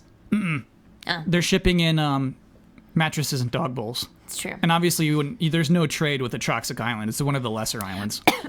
Well, yeah, because it's just a giant acid pit, right? I think there's other stuff, but 90% it is. acid It's pit. the one with the giant acid pit. Is it a yeah. naturally formed acid pit? Yes. Yeah. I like the phrase acid pit. You know, I like spike pits and acid pits. They're just fun stuff to write. Cool. Yeah.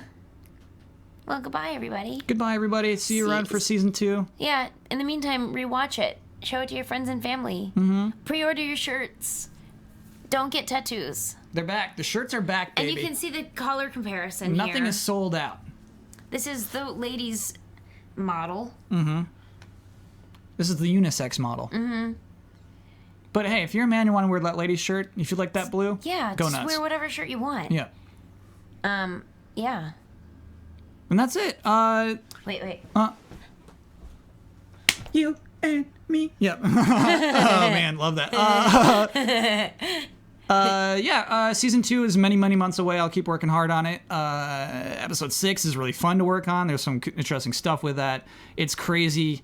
It's been so fun to be able to finally have people catch up on it. You know what I mean? I don't have anything like, I was going to bring my boxes of puppets, and it's like, there's nothing left to spoil you on. You've seen every puppet I made. It's crazy. It's crazy. Everybody's caught up. There's so many fewer secrets I have to keep. That's really nice. We can talk about Kozomi. You know what I mean? That feels good. We can talk about the Bronze Fang. Yeah. We can talk about Luke Arnold. Just feels fun to have all that out there. Yeah. And yeah, it's been really fun. I love this aspect, the live aspect. You know, I love that. It's a huge part of it to me. It wasn't intended to be. Like, I love doing these Q&As. They're very rewarding, and it's like fun to just like talk to people and see how they react live to stuff. It means more than YouTube comments. I gotta say it. It does. It's fun to see people react live. It is pretty cool. But YouTube comments are great too. Yeah. Tweets come third. I don't have a point system. If you send a letter in the mail to me, that's definitely fourth. Really? Yeah. Oh. I don't want that. Oh. If you talk to me in person, that's fifth. What's first again? These Live comments. Yeah. What about if somebody is watching it with you? Like you a did friend. right now? Yeah. That could definitely waver between first and sixth, depending on who it is. This today was super fun, Amanda. This was really, really fun. Do you feel like you know me? No. No. Not from the characters? I feel like I get you. Well, that's good. Yeah. But I feel like let's say we got to go camping and we have to rely on each other, we're going to fight. You know what I mean? Like if one of us has to set up a tent, I do think we don't have that yet. You know what I mean? I'm very good at camping, but I'm also very pleasant unless it's a survival situation, in Yeah. which case I will take the lead. Right. And so I think of like your friendship levels as like, can we camp? I don't know if we can camp yet. You know what I mean? think we could group camp. Okay, we could group camp. Yeah. Yes, we could absolutely group camp. Which, I mean, Brandon and I have been wanting Easy Allies to go on a camping trip for quite a while. No. I'm positive Easy Allies cannot group camp. I'm positive. That is something that is a dynamic that will not work. Jones, is that really something you want to do? Oh yeah, but it's never gonna happen. I agree with both of you simultaneously. Easy living barely works when we have like a house. That's the man. season finale of my show. Is I bring I bring all the allies camping. I'm like, finally, my plan to destroy them is coming to fruition. Like I would have to trick all of you. I'd have to Yeah. say we were gonna do something else, You're and like, then look, once they're we're giving 80% away through the the drive, latest they realize console. what's going on. And It's too in late. the woods. The food will get ruined. I know for sure the food will get ruined somehow. No way. Yeah, somebody's gonna Not spill if I'm beans in the involved. cooler or something, you know? No. Like, guys, I spilled beans in the cooler. And they're like, oh, man. Yeah. It'd be sad. That would make me sad. Uh-huh. Yeah, but that wouldn't happen if I was on the trip. If I'm not on the trip, all bets are off. Cool. Yeah. We have streams all the time. Check out patreon.com/Easy Allies to see how you might want to support the Easy Allies. There's lots more than Box Peak. We stream lots more than Q&As. Upcoming tomorrow, got an interesting tournament on our group stream night. Somehow, we're going to make a tournament out of Pokemon Let's Go Pikachu and Let's Go Eevee. Ooh. Jones has been playing. Yep. Jones, who's on your team right now? Give him a tease. I was playing while this stream was going on. Oh, come on, dude. Yeah. But I just added Zubat to my group. I'm excited about that. It's multitasking. Yeah. Why are you excited about a Zubat? Because it was a new Pokemon. I'm going through what is that, Moon Tunnel? What is it? What's that tunnel? It's Mount Moon. Yeah. Mount Moon? Yeah. Is it a Just mountain? made it through there. I can't believe this guy is like, he's excited about catching a Zubat Yeah. over the Box Peak Q&A. Like, I didn't Jones, say that was more if you got a exciting than the Box Jigglypuff, Peak if you got a Q&A. Jigglypuff, I would get it, dude. If you got a Clefairy, I'd be like, oh, nice, Jones. I got a Clefairy and a Chansey. Okay, Oh, well, dude, okay. a Chansey. Now we're talking. Check out easyallies.com for our schedule and your Yeah. time zone. And if you have any desire to follow my acting career, Yes. you can follow me on Twitter at Amanda_Troop. I was in The Death of Superman this summer where I played Maggie Sawyer and Terry Henshaw.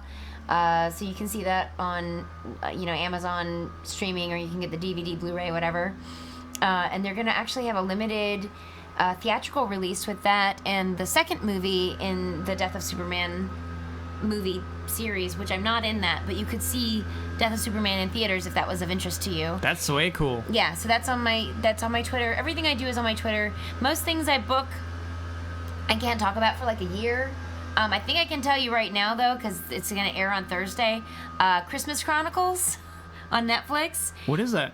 It's a Christmas special starring Kurt Russell as Santa, and I'm some of those elves in that. Nice. Yeah. So, watch that. When's your Ripley movie?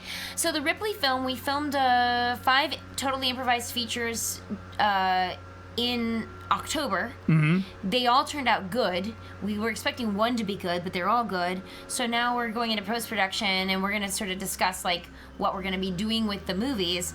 Our first thought was we were going to take it to festival. Now we think we might take it to festival and possibly bring it through a further development and make it into a limited release series. That's a good idea. Yeah, that's what I think too. So you think like another couple of weekends? No, this is gonna be a pretty. Yeah, we have basically we're out of money on our production budget, Yeah. so now we have to go. Like pitch it. We have to pitch it so Yeah. we can get more funding to put it through post production. That's exciting. But we shot it on 4K, so it's just giant HD. Netflix ready, baby. We're Netflix ready, so it's we have to get like serious editing Oh, capabilities. right. Like and I couldn't edit color that. correction. No. Right. Like 4K's editing is tough. Yeah. Yeah. Like when Brandon edits it, it makes everything choppy. So it's a miracle that he can edit it. So we've got a lot of work to do on it. But it's beautifully shot.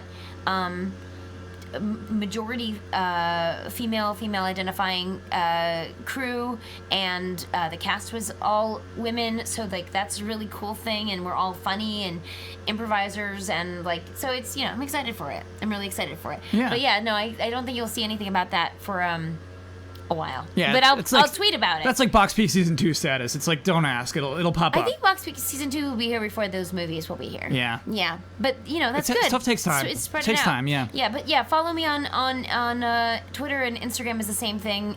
So follow me both places. There's different things, and I do acting, so you can see the things that I do outside of. Do you promise to tweet immediately when your NDAs are up? I always do. Okay, cool. Yeah, I can't miss that opportunity. I gotta know what games you're in. I know. Well. Okay. Yeah. What was that name again? All right, one more time. What? My name? Yes. Amanda_Troop. It's right. There's a link right there. Nice. Thanks, everyone. Thanks for supporting the show and, like, accepting my part in it.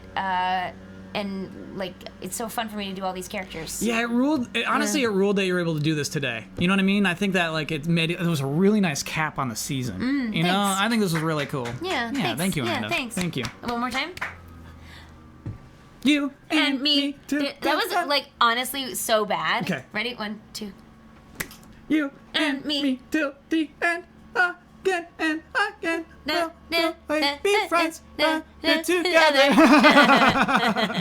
I was trying so hard to remember those lyrics. I don't know the lyrics. I cannot. And you know what's weird is Bloodworth is in through the subtitles writing down the lyrics for all of those tracks too. Oh, that's cute. Good luck this week, Blood. It's tough. I told him, Blood, you don't need to do that. He's like, nah, I really like, it's important. And I'm like, all right, Blood, respect it. Yeah. I respect it. Yeah. See you, everybody. Bye. Thanks, everyone.